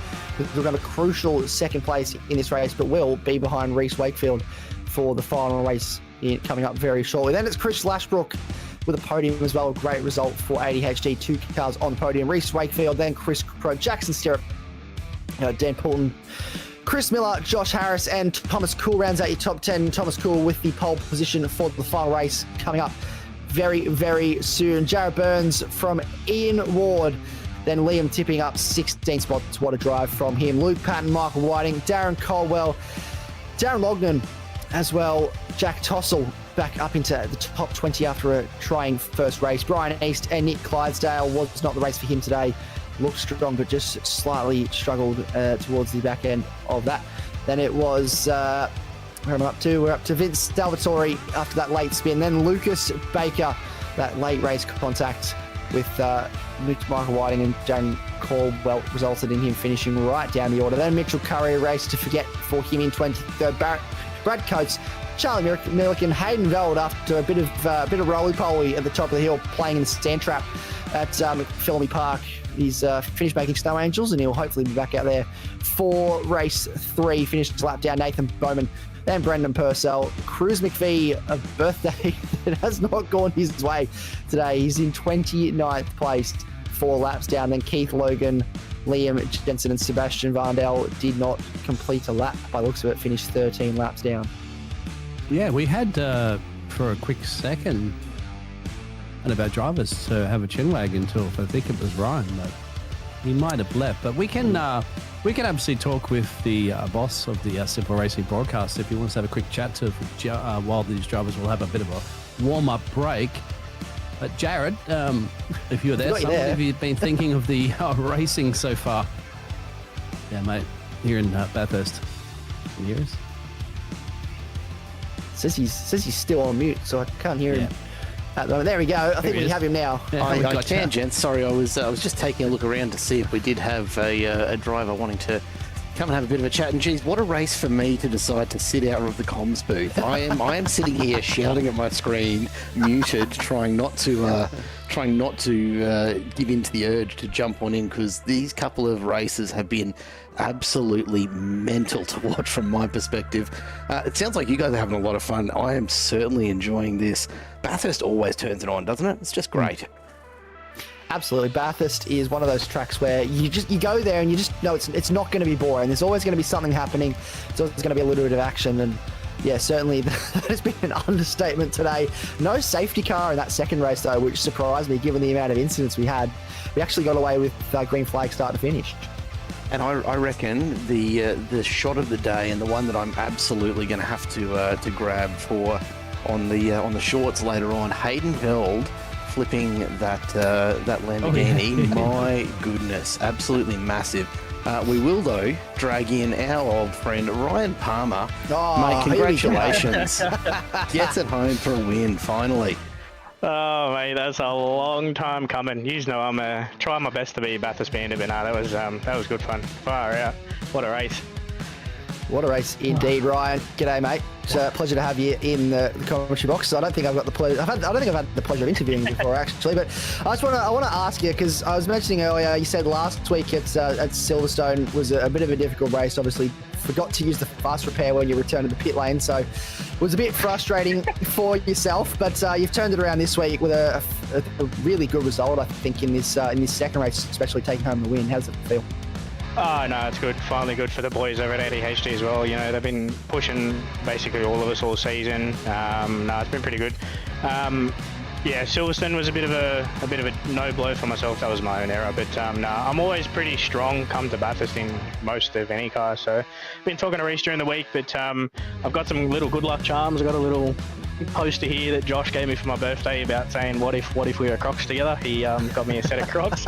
A little doobie whacker here, and I've got a little Cars guy and a little Panda that I got for my birthday from our good friend Rebecca. So no, they're always there watching us. So no, it's been good. I probably would have liked to finish maybe a little bit further down the order to try and get up front here, but no, it should be a good race. You got Chris as well. He had a good race too, mate. He didn't really fight me. He had a really bad run out of Murray's, but no, just kind of locked in and did my best there. But no, good race. No, cheers for you boys as well. But yeah, no, these ADHD boys are really making me lock in, and yeah, speaking of Reece and Danny and stuff like that. So it's been a massive help over the last couple of weeks. Yeah, absolutely. Well, you look like you're getting pretty sweaty in that commentary box. What's the plan, just quickly, with the last race coming up, with obviously racing into the dark here, starting in 10th place? Is there any major plans for this, or are you just going to get out there, have a crack and see how you go? Get out there, have a crack, see how I go, try and push early. There's no grip on the track at all in the first couple of laps. Like, the front's real loosey-goosey, nothing there. It's just trying to manage that till the fronts come in, and then once the fronts come in, we just try and knuckle down and head to there. So got Josh starting in P2, I think, for this one, so hopefully he does a bit of Minister of Defence, holds the field up, lets me come through, and hopefully I can take another win. So we'll see how this goes. Well, hopefully. Here's over. We might be chatting to you again. Just quickly before you let you go, anyone you want to give a shout out to? No, shout out to you guys, obviously, all the admin guys, everyone over at ADHD. They're doing really well. And obviously Haley, Josh's partner, and Rebecca as well. They go out of their way to watch us, and it's good to have people there cheering us on. And I did see Liam in the chat saying I'm a Bathurst bandit, so you know, fingers crossed, see how we go. Yeah, absolutely. Well, congratulations, Ryan. Pleasure to have you in here, and good luck for the third race today. That is Ryan Palmer, your race 2 winner. Thanks, mate. That's Ryan Palmer, your race 2 winner. And he will go and get ready to jump in the car. Let's have a quick look at our grid for this last race today. It's Thomas Cool that'll line up on the pole with Josh Harris, and Ryan Palmer saying he hopes that maybe Josh will hold him up a little bit so Ryan can come through and get another race win in this third race this afternoon. Then Chris Miller, Daniel Poulton on the second row, Jackson Stewart and Chris Crow, then Reece Wakefield and Chris Lashbrook, then Thomas Hinn starting right in behind Reece Wakefield and Ryan Palmer, Jarrett Burns, Ian Ward, Liam Tipping and Luke Patton starting 13th and 14th, Michael Whiting and Darren Caldwell, Darren Lognan and Jack Tossell, then Brian East and Nick Clydesdale rounding out your top 20 on this grid. Then it's Vince Salvatore, Lucas Baker, Mitchell Curry hoping to move forward in this one, Brad Coates, Charlie Milliken, and then another name hoping to move forward in this race is indeed Hayden Veld after that massive incident in race 2. Nathan Bowman, Brendan Purcell, Cruz McVie having a birthday to forget here at Mount Panorama, but still hopefully having fun nonetheless. And then Keith Logan in 30th place. And obviously there's a couple guys a bit further down the field that hopefully we will see move forward in this race. And obviously our safety cars, will there be a safety car in this race? That is the question we are indeed asking, Biggles. It's quite possible, my friend. It's quite possible, because now you're just going to see a lot of headlights as we're into the evening here in Bathurst. So cooler temperatures, drivers will have to try to get that up to temperature. As I'm just looking at some of those cars too. They got Danny, brake please, bring back the biff. There's a lot of things that are on the back of some of these drivers' spoilers as well too. But at the moment they're going to be focusing forward, you would imagine, and see how they're going to slice and dice their way through the field, with Reese Wakefield obviously to keep an eye on there in that P7 position, Ryan Palmer in that P10 position. Let's see how the rest of those drivers are looking pretty quickly here. Danny P, well, P3. We're certainly about to find out who can do what as the lights go out for the final race of the evening here at Mount Panorama. The last race is the penultimate round of the MC Motorsport Championship. It's a great start from Josh Harris, who has walked away with it off the line. Thomas Kuhl was told he better convert, and he has not off the start here. Dan Poulton's going to get him as well. Look at the headlights as they run up the hill. The sun has well and truly gone down here at the mountain, and they are racing into darkness here. 13 laps. We've got a car facing the wrong way already. That's Darren Lognan at the back of the field, and not the ideal race start for him as we push up the hill. So far, so good though for everybody. No one really making many massive errors. Reese Wakefield up to 6th place already off the start, and well, hopefully we can make it a bit further this time. Quite tidy into the cutting for the first time. Here come the headlights across the top of the hill, very wide there from Josh Harris. I thought he was almost in the wall there for a second, as we see a couple cars. Oh, that's a car facing the wrong way. That is Nathan Bowman facing the wrong way at the exit of turn 5, or just before turn 6 in fact. And then that is Darren Longman navigating his way through. As you look at a replay, did he get help there? Maybe. No, he just did it all on his own, got caught out wide, and once you get caught out wide there's nowhere to go. Again, great evasive action for everyone around him not to get involved in that incident. But it is indeed the ADHD car of Josh Harris leads away, but Dan Poulton is looking very racy indeed. Maybe a little bit of damage for Josh Harris because he's going a bit slower than everybody else, so I think he did make contact with that wall at the top of under the tree at turn 6, because he's not got the straight line speed as the other cars around him, and they're all spread out on the run towards chase. Yeah, Chris Buller looking at trying to do something about Denny P into the lead there. You've also got about, I think you might be right about Josh Harris, seems to be a little bit slow, but get back speed on that. Could just be scrubbed. We see a lot of kitty litter off into the corner there as well too. Yeah, Josh Harris heading down the pit road. Yeah, so he's coming in. He will repair that damage. That's super frustrating for the man that actually converted really well off the front row into the lead of this race. Sort of walked away with it, and then it looks like he's gone into the fence under the tree there, based on what I saw earlier on. A little bit of side-to-side contact between a couple drivers moving into turn 1. The elbow is well and truly out. This is Reese Wakefield trying to... Well, he's actually got 2 cars behind him. That's... is that Thomas Hinds and Thomas Kuhl behind him? No, there's 2 Mercedes. So that's actually Ryan Palmer and Thomas Kuhl going side by side. And now Ryan Palmer finds the way. Oh, Liam is off. That was very big moment for Liam Tipping. He's done well to keep that rolling. And where is he on the circuit? He's coming up into the cutting now. So hopefully he can continue on. Hopefully there's not too much damage to that car, but he'll be, yeah, not super thrilled with that contact. Josh Harris back out on the circuit, so he's fast repaired that car and will continue on with, albeit being in 27th place. Haydenveld up to 14th place already in this race. 12 spots in the first 1.5 laps. Impressive, absolutely. And now they're going to just focus on these conditions here at night with the headlights, especially as well. If you've got headlights in your mirrors, it's also a bit of a pain. A few drivers have been flashing out there as well. It is getting dark, so this is when it comes a time of you want to try and battle the cars around you. You're also really focused on where you are on the circuit. During the daytime, you have more points of reference. You have shadows for braking markers. all this sorts of stuff. Now, as it gets darker, those shadows disappear. It gets harder to tell where you are, your field of vision, your depth of vision as well decreases in the darkness, and it just requires so much more focus from these drivers to make sure that they don't just drive up the back of someone in the braking zone, and just more racing awareness. So this is going to be a real test of their mental strength in these 13 laps than it has been probably for the first 2 races combined, I would say, given just the lack of light that is out there. But Reese Wakefield, he's putting Jackson Stirrett under a lot of pressure here on the run up Mountain Straight. Fancies himself a look at maybe moving into podium contention here, or a podium position. You've got side by side in the background as well between Thomas Hinds and Thomas Cool. So battle of the Thomases, and Thomas Hinds will prevail at this stage of the race. Moves up into 6th place, trying to keep up with his championship rival in Reese Wakefield, but he is disappearing into the distance at the moment, and so is that championship.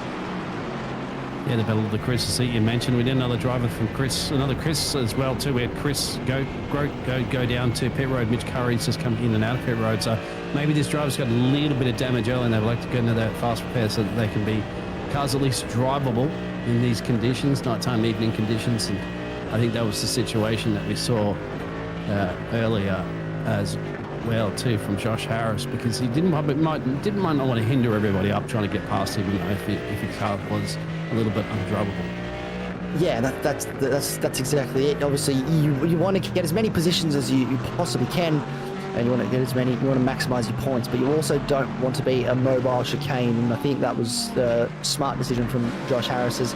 Even though it's 13 laps, there's still a bit of time to go in this race. He's got a lot of pace in that car. He knows he can move forward, and I think pitting for the fast repair was a smart cause. We have quite a few cars listed as out. So we've got Luke Baker, Sebastian Vandel, Luke Jensen, Nathan Bowman, and Chris Crowe all marked as out in this race. So super disappointing that they have not been able to make it further into this one. A little bit of a late lunge from Michael Whiting. I think there was a bit of a touch-up on the exit there as well from the McLaren. And now he's coming under pressure from a very, very fast, very hard charging Hayden Veld up the inside into the final corner. Makes that look easy, and he now moves up another spot into 12th place and continues his run forward. The question is going to be, I think, for me at least, Big Wheels, how many positions can Hayden Veld make up by the end of this race? He's already made up 14. How many more can he give himself?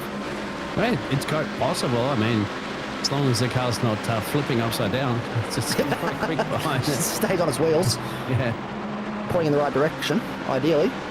And well, let's keep a very close eye. I think he definitely can get himself inside this top 10 before the race is over. If he maybe continues at the pace he is, he could be looking at the back end of the top 5 as well. Wait and see. I don't want to be too optimistic and jinx the poor guy, but you never know. He's got a lot of pace in that Lamborghini, and when he's got it pointing in the right direction, it's serving him very well. This is Jackson Stirrett. These top sort of 1, 2, 3, 4, 5, 6 cars are all within a couple of seconds of each other, especially 3rd, 4th, 5th and 6th sitting right in behind each other, struggling to find a bit of a way past. And that's another bit that's difficult about this circuit. You get into a slipstream, and they call it they call it in Formula 1, they call it a DRS train. There's no DRS here. It's just a bit of a train, and you just struggle to make any inroads because everyone in front of you, besides the car in first, is sitting in the slipstream and just being pulled along. So it's hard for anybody to get that major straight line speed difference. This is Mitch Curry spinning on the curb of the final corner. Curry flicks it back around. Flicks it back around the right way though. That was a very nice flick spin there to keep it going. Yeah, that's the corner that's been catching a lot of the drivers off, no doubt. As that does a magic little spinneroo, and didn't lose too much time on that one. Mitch Curry currently at the moment, and he's running down into P24 as we're seeing Reese Wakefield thinking about sending one up the inside there on Chris, and that would be a textbook overtake in Hell's Corner. So Reese Wakefield up into P2. And very, very textbook move on Chris Moore, gets himself up into P2. Ryan Palmer fancies a look at Jackson Stewart. He's going to go the long way around on the run towards turn 2. He's got the straight line speed difference. Can he make the inroads into the braking zone? I think he's pretty much got that done. Oh, that's contacted his into the wall. And you can see he's actually hiding it very well, the frustration on his face. He's just trying to get it around and get going again. But that was very messy indeed, and resulted in heavy outside wall contact for Ryan Palmer. And he will not be happy with that at all. He looks very calm and composed on the camera, but I can tell you that man is not happy. We got the censor button up here ready anyway, which way on the comms. As Hayden fighting his way on Darren. I'll show that in the picture-in-picture down the bottom too, because we want to make sure we keep the action. This is Simple Racing Broadcasting Network with some complicated tools in the background. Lovely. Yeah, you guys are working your magic indeed. Obviously, we spoke to him a little earlier, but Jared Cole is working his magic with the cameras this evening and running the beautiful broadcast that you see in front of you, but also yourself, because you're running our picture-in-picture camera and getting us these awesome angles where we're focusing on focus on more than one battle at a time. We can bring you multiple points of action, which is really awesome. Like this amazing overtake that's about to take place between Thomas Hinds and Jackson Stewart into the chase. Jackson Stewart had a look to get back past the Corvette, but he's not been able to make it stick into the braking zone, and Thomas Hinds will hold on to that fourth place spot and continue to move forward. But yes, this is it's just really, really good to see so many amazing images the broadcast can bring, and that picture-in-picture system working really well. Yep, that is a replay of that incident that we saw that put Ryan Palmer in competitive defence at the moment, and he's still out on the track. So dropped quite a few places, no doubt. You can see he's back in P14. Yeah, he's dropped right down the order, and he's actually performing really strongly at that stage of the race. Maybe fancied himself a shot of the podium if you could keep that going. Hayden Veld continues to move forward. He's inside the top 10 now, past Darren Caldwell. That is 10th place for the man that started right down outside the top 20 in this race, and now has moved up. Let's get the count for you as it continues on. 16 spots in this race has Hayden Veld moved up. 16, which is quite a large number. We've got, what is that, Ryan Palmer up, it's one of the ADHD Mercedes. Josh Harris after his Josh Harris, well, there you go. Yeah. So Josh Harris. Fight with Darren and Cruz. Cruz birthday boy's hanging there behind him as well. Let's hope Cruz can have a good final race here this evening. It'd be nice to see Cruz have a good final race. He deserves a good race, final race for his birthday. I think he's going to get it too, because Darren had a big hard lick into the fence here. Ooh. Might just have to sit back. Could be quite damaged here. The number 31 Merc does pull to the inside. He's going to have to go the long way around his Cruz McVie, but yeah, that's quite a lot of damage on the 31 Mercedes, and we'll just let Cruz McVie go. And Koala Cartel car. There's been a lot of pace in these Koala Cartel Aston Martins today. Actually, they're showing really good pace. This is what happened to Dan Logan in the 31 car around the outside. Tried the outside on Josh Harris I'm forgetting all the corner names now. It's just everything, as soon as I try and talk about it, just escapes my brain. But we'll go back to this battle screen. Jared Burns, Hayden Veld, trying to continue to move forward, is now putting the car in 9th place, 58 car of Jared Burns, under a lot of pressure. Black Hawk Motorsport versus Evolution Racing Team gets a nice run out of turn 1, looking for the overlap, but also maybe trying to look for a bit of slipstream there. Does get the side draft now. Starting to pull alongside on the run towards turn 2, maybe not as much as he would like. Look at the speed difference as they come down the hill.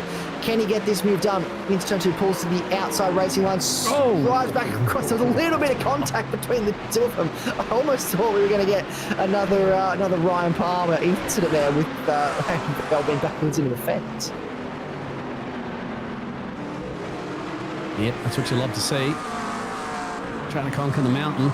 We did see, it looked to that, who was it? That was Ryan Palmer had to head in pit road as well too for the ADHD machine. So he had probably a little bit too much damage and just said, no, I've got to get this fixed and come back out there. Just as what happened with Josh Harris as well too. He's up at P17. And some of those drivers had to head down pit road.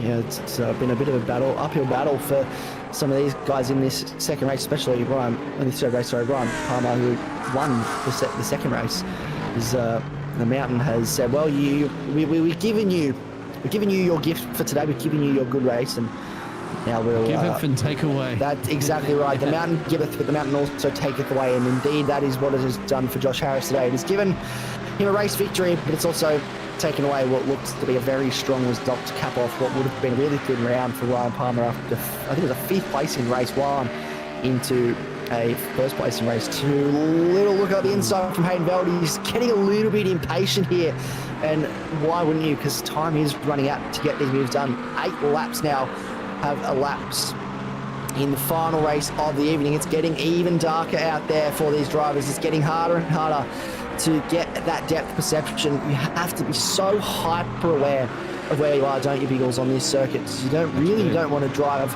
off the circuit at any point. You also don't want to go up the back of anyone else that's in front of you.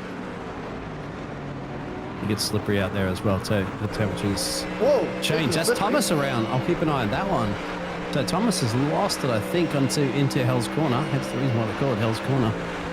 So he's slowly coming back up on there.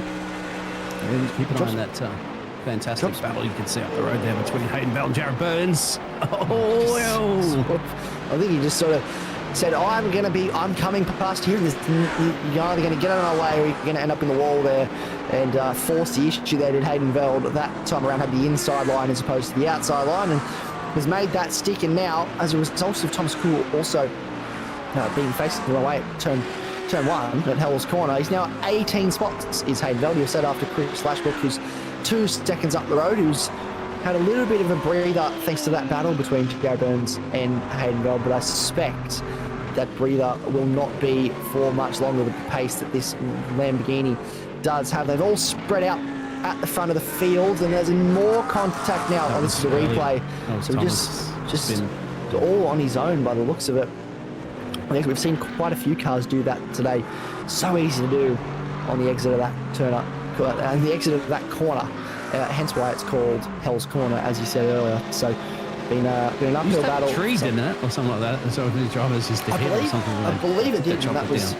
They did. Maybe they could chop down that tree going down the hill as well, so we can get that camera angle fixed from where Nick Curry spun earlier. So if they can chop that tree down, surely we can get that tree done as well. But this is ADHD battle at its finest. Then we jump back to this one between Michael Whiting and Darren Caldwell. I think these guys have found each other a couple times on the circuit today. They haven't really been able to separate themselves from each other, especially that incident at the end of that last race. That's wide.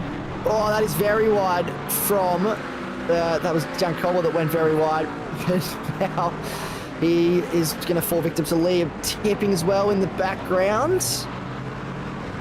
He is Liam Tipping, the Koala Cartel car finds his way past and up into 11th place.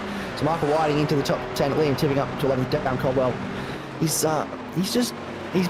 been in battles today, has Darren, but I think every time he's just struggled with getting the elbows out, and everyone's just managed to find their way past him. This is a more concrete solution or answer to what happened to Thomas Kuhl, and we're going to touch that curve on the outside. Cooler temperatures, as you said, harder to get the heat in the tyres, and the car's just sort of turned on the entry to the corner, hit the curb and kept turning. Thomas has turned up the wick as well too. He's absolutely flying. Thomas Hins here for the Henry James Racing car. He's 201.46 on that last lap, quickest car, and he's right on the tailpipe there of Chris Miller, the funky fishy motorsports entry. He is right behind him, and Thomas Hins knows that there's a championship on the line. He wants to go to the final round at Super Next League with at least an opportunity, a mathematical opportunity to win this championship. It's going to be an uphill battle with how well Reece Wakefield has performed. As you said earlier at the top of the broadcast, Beagles, he's barely been out of the top 5 this season. Reece Wakefield again tonight, he's been performing absolutely well. Around the outside for Thomas Hins, who turns to the inside for the heavy braking zone into the chase. They're still side by side though. Chris Miller is not making this easy for Thomas Hins whatsoever. He's making him work for it. They're still side by side as they run down towards the final corner. A brilliant piece of racing between 2 absolute professional drivers, and it results in Thomas Hins finally getting the move done, moving up into 3rd spot, the last spot on the podium with 4 laps to go in this race. Can Chris Miller find a way back as the lights have just been turned off there for someone in the back. Someone's going slow. That's Vince Salvatore, I believe. Yeah, going slowly. Well, he's trying to get past Cruz, the birthday boy, at the moment, as that fight resumes between them. And there's also that fight between Hayden and Chris Lashbrook up the road as well, too. So battles everywhere. Ryan Palmer's now too far behind Vince there in that 9-2 place after taking that pit stop. So he's on a rampage trying to slice and dice his way back up to the field. Absolutely. He did a 2:01.7 on the previous lap, so he is pushing out there at the moment, is Ryan Palmer, in an effort to try and catch up to the cars in front, and he is now fancies himself a look up the inside of Vince Salvatore. He did a 2:07 on the previous lap, so there was an incident somewhere, I believe, for him to be going that slow on the previous lap. Looks to the outside on the run towards the cutting. This is a dangerous place to try and get the move done. Very brave indeed. Does well to keep it out of the wall. And we've seen, I think he's taking notes from Josh Harris, because we saw Josh Harris try and do that a couple of times in the previous race. So I think he's taking notes from Josh Harris and Dan Poulton on trying to make moves across through turn 4 there. But he's got it done at turn 6. I don't think that's a place you typically try and make an overtake either. Well, he had to do a bit of a tank slap for a tiny little bit of paint into the wall there to try to get that one. But also fantastic. I'll show that little battle that's been brewing up for a couple of laps now. We've got Danny P and Reese Wakefield. There it is, actually on the picture. So that's the battle for the lead of this race, because Reese has been chipping a little bit. Either that or Danny's been making a couple of mistakes. But this is certainly battle. And there's the Mercedes out there too that I'm mentioning. So we'll have a look at scrutineering those. Yes, I think we need cars a little later on. I think we need to get someone on to definitely scrutineering those Mercedes, because something's they put something in them. I think maybe we should check the engines, because they have a lot of pace here this evening. They are very, very fast cars indeed. And I am starting to wonder, Biggles, with this battle for the lead of the race, is Dan Poulton going to make it difficult for Reese Wakefield to take the lead of this race here, or will he let him go thinking about that championship? Oh, that's good, yeah. Team orders, not team orders. I know.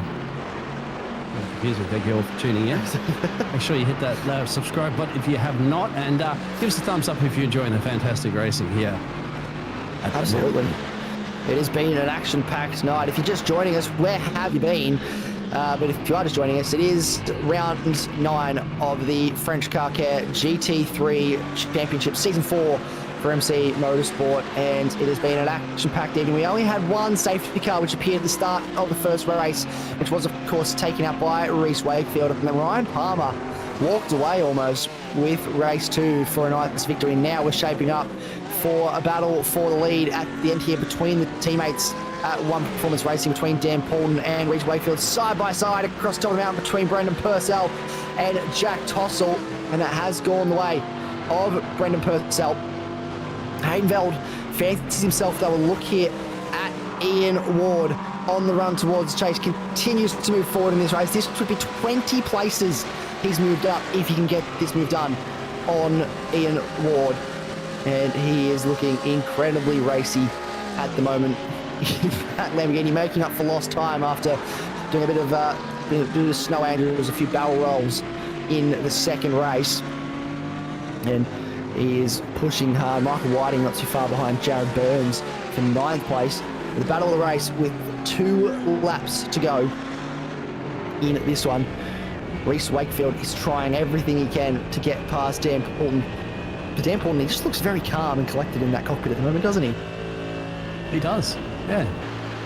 Nothing's bothering him. He's just on a nice casual... Oh, he's removed his mirrors, so he doesn't know that Reese Wakefield's... He's actually got no idea. He just thinks the headlights is someone stuck a flashlight on his rear wing or something to distract him, but he's not at all concerned with that Mercedes that's right up behind, getting a really nice look actually at his rear bar, making sure that it's still intact. And he's just a very calm, collected individual at the moment, leading this race. And I know for a fact if that was me out in front of a race at Bathurst, I would probably feel my heart rate would be a lot higher than what his looks like it is right now. I mean, he's just on a casual Monday evening drive.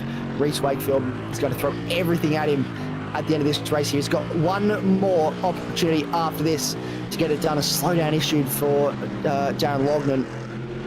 Can he get the exit out of the final, out of Forest Elbow here? Reese Wakefield, and I don't think he's going to be close enough on this occasion to make anything happen. We look at this battle between Hayden Veld and Ian Ward. He's right on the rear bar of Ian Ward, even closer than what Reese Wakefield was to Dan Poulton. And look at this camera in the bumper. Someone's gone around. That's a very dangerous spot to go around. I think he's going to Austin Powers it a little bit to try and get out of there, but he should get out of there with minimal concerns. And hopefully no one else collected. We've got one lap to go, so he should get going again. We should stay green. Looks for the outside lunge. Late move to the inside for Hayden Veld. Up the inside of the 80HD Mercedes. Almost contacted. Lent on the curb. Did Hayden Veld. And that's cost him just a little bit of time. And he did not get the move done. This is Cruz McPhee on Josh Harris, looking up the inside on the run towards the kink at the start of the chase. Can he get it done? He does. That is a very nice move from Cruz McPhee up into 5th place. Nice to see him having a really good race here. Ryan Palmer now looks to capitalise on his teammate to drive past. Really make for a move up the final corner. They are side by side in towards the braking zone. Heavy on the brakes, but Ryan Palmer just pulls him behind and lets Josh Harris have that one for now. Hayden Veld still trying to find his way past Ian Ward. He's making this difficult for him, isn't he? Ian Ward not letting him go too easily here. He wants to make him earn it. And Hayden Veld is starting to get a little bit impatient. Dan Poulton still holding on over Reese Wakefield. I think that answers the question of will there be any team orders here, because there certainly has not been team orders as of yet between those two, and Dan Poulton still firmly holding on to the lead of this race. Yeah, I don't think there's anything now unless he makes a mistake. He should have that race win. It's all about these other battles that are brewing up, as you can see on your pictures. So they're going to come down the Conrod Straight for the last time. These drivers are still coming down the mountain. So our race leaders, I don't know, unless Reese sends one late dive bomb, it'll have to go probably to Danny P. Who wants this P6 at the moment? That's the one they're fighting for.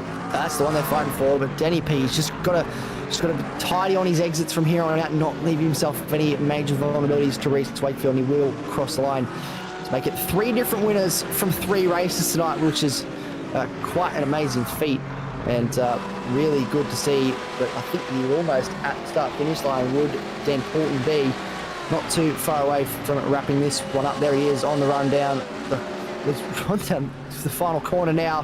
He will cross the line, Dan Poulton, and win the final race of the evening. Reese Wakefield holds on for 2nd place. He well to throw everything at his teammate there. Hayden Veld fancies himself a look around the outside of Ian Ward, and now the inside into the final corner to get himself up 20 places in this race. Leads him a little bit, sets him wide to the outside wall.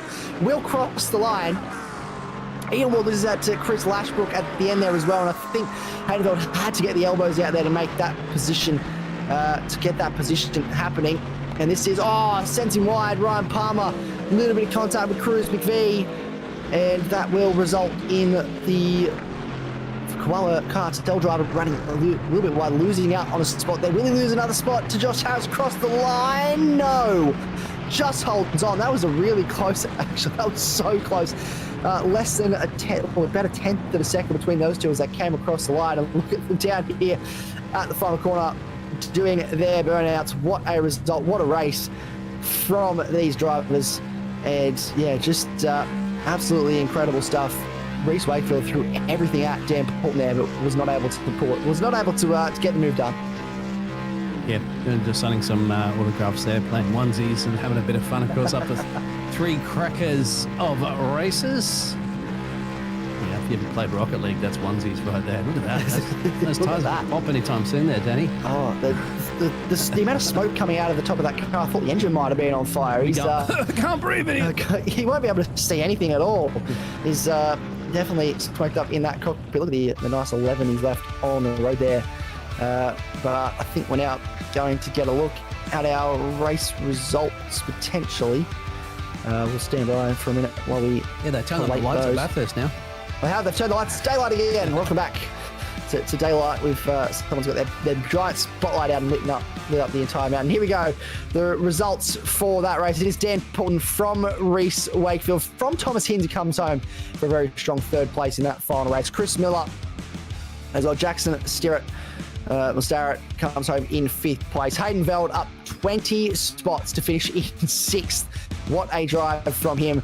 Then Chris Lashbrook, Ian Ward, Jaron Burns, and Michael Whiting round out your top 10. Liam Tipping from Darren Caldwell. Thomas Cool in 13th. Then it's Brendan Purcell, Ryan Palmer. Cruz McVie just holds on over Josh Harris to finish in 16th. And a great last race for him, and happy birthday to you once more, Cruz McVie. Then Jack Tossell 18th, a good race for him as well. Brian East, then Brad Coates in 20th place. Followed by that, we have Vince Salvatore in 21st, then Darren Lognan, Mitchell Curry, another difficult race for him today, finishes 3 laps down. Charlie Milliken, Luke Patton, then Chris Croat, Nathan Bowman, Nick Clydesdale, Lucas Baker, Keith Logan, Liam Jensen, who we hope feels better soon, and Sebastian Vandel, all multiple laps down by the end of that one. But what a race, what a result. And I believe we do, Biggles, have some drivers on standby for interviews. We've got a couple of them in now. We have our first one, Thomas Hinz, steps into the booth. Thomas, welcome. First of all, congratulations on a wonderful evening of racing. I don't think I've had the pleasure of talking to you before, of course. Obviously, my name is Isaac. It's an absolute pleasure. But how do you see that one from your point of view? How do you feel after 3 brilliant races tonight? Good to meet you, Isaac. I have seen you around, I know that. No, good. That was better than expected. I really figured, I mean, it's Bathurst, so usually, I mean, I've done a lot of laps around throughout the years as well, but I know a lot of people really high focus at Bathurst a lot, so I was a bit fearful that I might be a little off pace, but thankfully it wasn't really the case. It worked out to be about that, as usual, sort of us, me, Reese, Danny, and Hayden were all pretty much line ball, so yeah, no, it was good. I managed to not get caught in anything, which was really the only main goal I had, just keep it clean and hope I had enough pace to get results, and that's what happened. So yeah, that went honestly better than I expected. So yeah, I can't be upset about that. Really, it was good fun. Yeah, certainly looked like good fun. Just talk us through as well, in that third race, obviously racing into the dark, how much more difficult, or maybe not difficult, I don't know how you see it from your point of view, racing into the dark was, and trying to get those overtakes done just with the lack of light, and just the trying to focus on, you got headlights in the rear view mirror, headlights in front of you. Just how challenging was that last race? Yeah, I mean, it makes it a little trickier, just for visibility's sake. I mean, it's never really, unless it's, I guess, that was sort of, thankfully, I guess it was dark, but not fully pitch black, so there's still a little bit of light. Around a track like this, there's no lighting. The pitch black dark can be a bit different, just having to really be keeping an eye out for your markers and that in the headlights. So that one, it wasn't not too different, really. I guess the main thing was just having a cooler track, really, just sort of a slight adjustment to that. Obviously, it was a little warmer in the day races there, so yeah. Other than that, though, yeah, it was not too bad. So and thankfully, it didn't end up actually, at least where I was, there wasn't too much extra drama, which is nice. So yeah, that was good. Yeah, well, it's certainly looked like, a lot of fun, especially with the cooler temperatures in that last race. Now, talk to us about the next week. Obviously, one more round to go. We go to Suzuka next week for the finale. You're second in the championship coming into this, and obviously we'll have a look at the standings and how they look after this very shortly. But hopefully, your name is still in there for very much in championship contention. What is the goal for next week? Are you thinking about championship, or are you just looking to go out there and just put some solid results together? Yeah, I mean, that's, I think he'll be, trying to, I mean, I'll try and take the fight to Reese, but, I mean, I need him basically to crash out in one or two last races for me to have any chance of catching him. So I think realistically, it's more going to be about just holding the gap to Danny P and Hayden, really, more than anything. So just trying to keep nice, consistent results, don't lose too many points to them. That's probably going to be the key thing. So yeah, and it helps as well that me and Brett, my guy on my team that was here spotting tonight, we're just looking at the points, and I had a pretty bad start to the season. A couple of the first 2 rounds weren't very good. So I lost a few points there, but we were just looking, and even if I'd had a good second round and not lost so many points, I think Reese would still be ahead of me. So I mean, I'd have a bit more of a chance of fighting in the last round, but it's kind of good to know that even without that, he'd still be ahead, just because he's had such a great season. He's been just so quick and consistent. So hopefully hold second. As I said, I mean, if I manage to snag a title, that'd be a big surprise. But I'd be happy to hold second. Well, here's hoping that we see some really good action, some strong results next week, and I have no doubt you will. Before we let you go, anyone you wanted to give a shout out to? Obviously, just to Brett, my long-time teammate in series and enduro raced for a long time together. Big thanks to him for jumping into the spot. It was good to have him spotting stuff for me and just chat to as well throughout the races, frankly. And obviously big thanks to the whole team. There was great support as always. Big thanks to the league for putting on a great show again. It was a lot of fun once more. Big thanks to you guys as well for the broadcast and getting all looking fantastic. Absolutely. Well, thank you very much for jumping in, Thomas. Greatly appreciated to have your company as always. Thanks, mate. Thank you. That was Thomas Hinz jumping into the booth to round out what has been a fairly solid round for him. And joining us now is the man that leads the championship and goes into the final round with a fairly strong standing. It is Reese Wakefield. Reese, welcome into the booth. Congratulations today. A race win under your belt and two fairly solid results as well. A podium in that last race to go with it. How are you feeling after that one? Good evening, lads. Thanks for having me yet again. I'm feeling pretty good after those three races. I was a little worried about race 2 and race 3. Being a reverse top 10 and at Bathurst, anything can happen. So I just tried to keep the nose clean, try and keep out of any incidents in the first couple laps, and then really stretch the legs once the tyres got up to temp. Talk us through that cool race. We spoke to Thomas briefly about that last race in the dark and the cooler temperatures. Just how difficult was it to bring those tyres up to temperature in that last race? There was a couple drivers came unstuck at times with those cold tyres. Were you having many issues, or was it just only a little bit longer to get those tyres up to temp? I particularly wasn't having many issues, probably because I was behind a couple cars that were jostling for position, obviously, so I had to take everything a lot slower anyway. But yeah, it did take maybe an extra lap and a half to get the tyres to where I wanted them. But after that, it was pretty smooth sailing. I just had to try and catch up to Danny. Well, we were speculating if there was going to be any team orders, and obviously considering the battle between the two of you at the end there was no team orders to let you by. Was it? It looked like a lot of fun between the two of you, though. That battle at the end of that race. How did you see it from your perspective? Oh yeah, look, I have a great time with Danny. I wasn't gonna pass him unless he made a massive mistake, but that doesn't mean I can't make for entertaining viewing. So hence why you saw all the dummy moves and all of that. No, I always want Danny to do well, and I think me pushing behind him helps him achieve that. But yeah, look, I love racing with Danny. It's why we're teammates. It's why we're so close.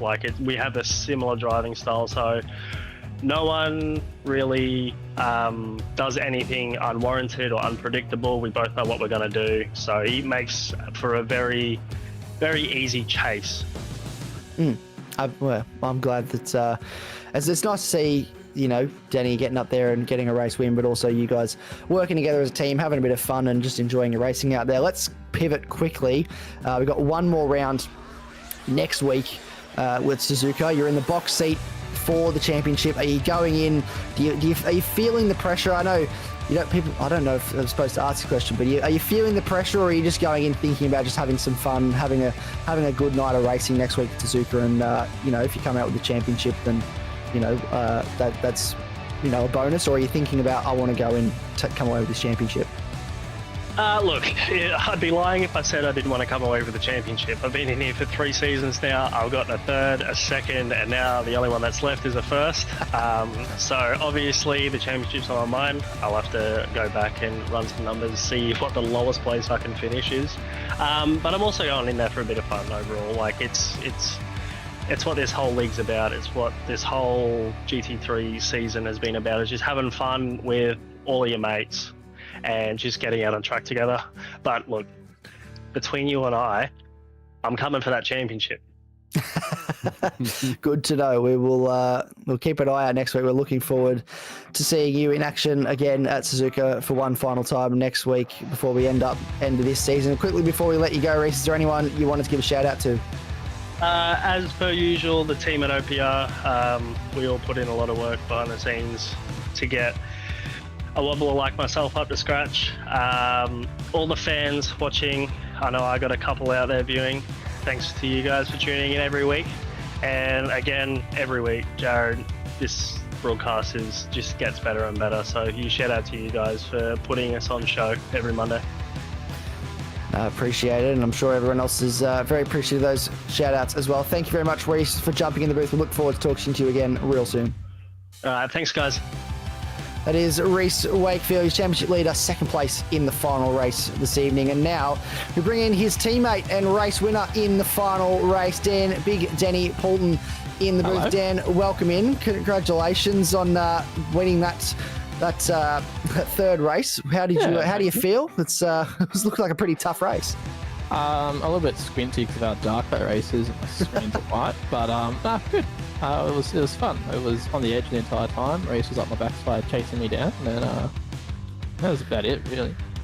I have to say we're very privileged to have this camera, looking into your world here as you're racing, and we cut to it towards the end of the race when yourself and Reese were pretty much nose to tail, and I have to say I've never seen a more calm-looking man with a Mercedes right up his rear bar. Did you feel calm, or were you feeling the pressure? I felt calm. I'm like, well, Reese is in my toe, so he has to figure out how to get 3 car lengths in front of me. There's no way he's going to do that. So it was about it. I know how Reese drives. He knows how to drive, so it's pretty impressive. Yeah, absolutely. And we go to Suzuka next week, the final round of the season. How are you feeling about Suzuka? Is it a track you're looking forward to racing at, or talk us through what your thoughts are heading into this last round? It's a track I need to do some laps at before I figure out what I feel about it. I'm focused on GT Pro for this Friday, but I think it'll be a track where it'll be like tire dig, so it'll be interesting to see if the Corvette, Hayden's, Lando will be quick, or if we, without Mercs, can keep our tyres on it just enough to have some race pace. But it should be fun. It's in 90 minutes. It'll be a quick little sprint with a few pit stops. Yeah, should be a good night of racing. And just quickly as well, is there anybody you wanted to give a shout out to? Anyone you wanted to say thanks to this evening? I want to do a big shout out to Big Aaron in the chat. Well, it was in our Discord, just giving us some reviews here and there, some uptime delta. But I want to shout out the boys at OPR. The support that they give us is massive. We've got Simmons and Paul and a few other sponsors on, so it's always good just to be amongst the other team and the results are showing. Yeah, absolutely. Well, as always, Danny, obviously this is the first time I've had the pleasure of interviewing you, but I know Jared and Biggles have had the pleasure of talking to you before, and as always, it's an absolute pleasure to have you in the booth with us, and hopefully there's plenty of more of that to come. You'll see me a lot more often in the future, I hope. But take care, have a good one. No worries. Thanks, Danny. That is Dan Poulton in the booth. He was your race winner in race 3 this afternoon. A very, very strong result for One Performance Racing this evening and taking out that final race victory. Biggles, what an evening of action it has been. Just non-stop between all of these guys, and our championship standings now reflecting what an action-packed evening it has been. Yeah, exactly. So it's Reese's real. I mean, as he spoke before in the interview, it's his to lose in this one. So he's done everything he can. Mr. Consistent himself there. Thomas needs a miracle essentially to happen in order to take that. But once again, as the drivers elaborate, they're also here to have fun. It's competitive. You do want to win. You certainly want to finish as high as you can in the championship. But at the end of the day, they're all mates. We'll get along, and just nothing like a bit of Monday night GT3 racing. Absolutely. There's nothing that gets you going like Monday night GT3 racing. And Bathurst certainly did that. Obviously now Reese Wakefield, about 104 points is the gap between himself and Thomas Hinz. Daniel Poulton still third. Hayden Veld still fourth, albeit a little bit further off. Ryan Palmer moves up a spot, swaps with his teammate and Josh Harris, and takes 5th spot in the championship. Luke Tipping up a spot as well. Chris Lashbrook up 6, and Jackson Sterrett up 8 spots after tonight. So really strong showings from them have served them well in this championship. And let's bring in the man that has been on the cameras this evening directing the broadcast. Jared obviously was not able to, you didn't get to jump in and commentate on what has been some amazing action tonight, but how have you seen it from your perspective? Obviously, a slightly different side of the broadcast this evening, just sitting back and watching, and it's been action-packed. I like that you're implying that I've just been sitting here doing nothing at all throughout the 3 races there, Isaac. Remind me to welcome you back next week, mate. No, look, what a night of racing it has been. 3 sprint races at Bathurst. Honestly, it's one of those tracks that is just such a great venue for this sort of an event. It's a great place to come and run an enduro for sure, and it really takes something special to keep the concentration up over a 3 or 4 or 5 or 6 hour race here, the Bathurst 1000, dare I say it. But, from a sprint perspective, what I love about this sort of a race setup is that it challenges drivers to try and find passing opportunities that we just cannot find anywhere else around Bathurst. You don't get passing opportunities like we've seen tonight happening at Bathurst ordinarily. Like some of those moves up and over the top of the mountain, how have we ever come across that in any other race? It just doesn't happen here at Bathurst in a longer race format. People are probably just a little bit too cautious, and rightly so, but when you're only talking 13 laps each time, geez, I tell you what, you've got to absolutely throw it through those corners, and it made for some pretty impressive racing. Very, very happy with it. Yeah, it was very much some impressive racing. What I think stood out to me, Biggles, as well, was just how many drivers were able to safely navigate the massive incidents that we did have. What comes to mind is that incident with Hayden Veld, and I think it was Thomas Kuhl that just managed to somehow avoid that spinning and rolling Lamborghini across the top. But the awareness from the drivers tonight has been second to none. Yeah, and remember just the one safety car at the first race, and then we didn't have it for the second too. So that goes to show you how well the sharp hawk-like reflexes, falcon reflexes that these drivers had to avoid that. Of course, a couple of big crashes, as you mentioned, some for the highlight reel, no doubt. But that's the mountain, my friend. It could have been a lot worse, put it that way. But thankfully, it wasn't.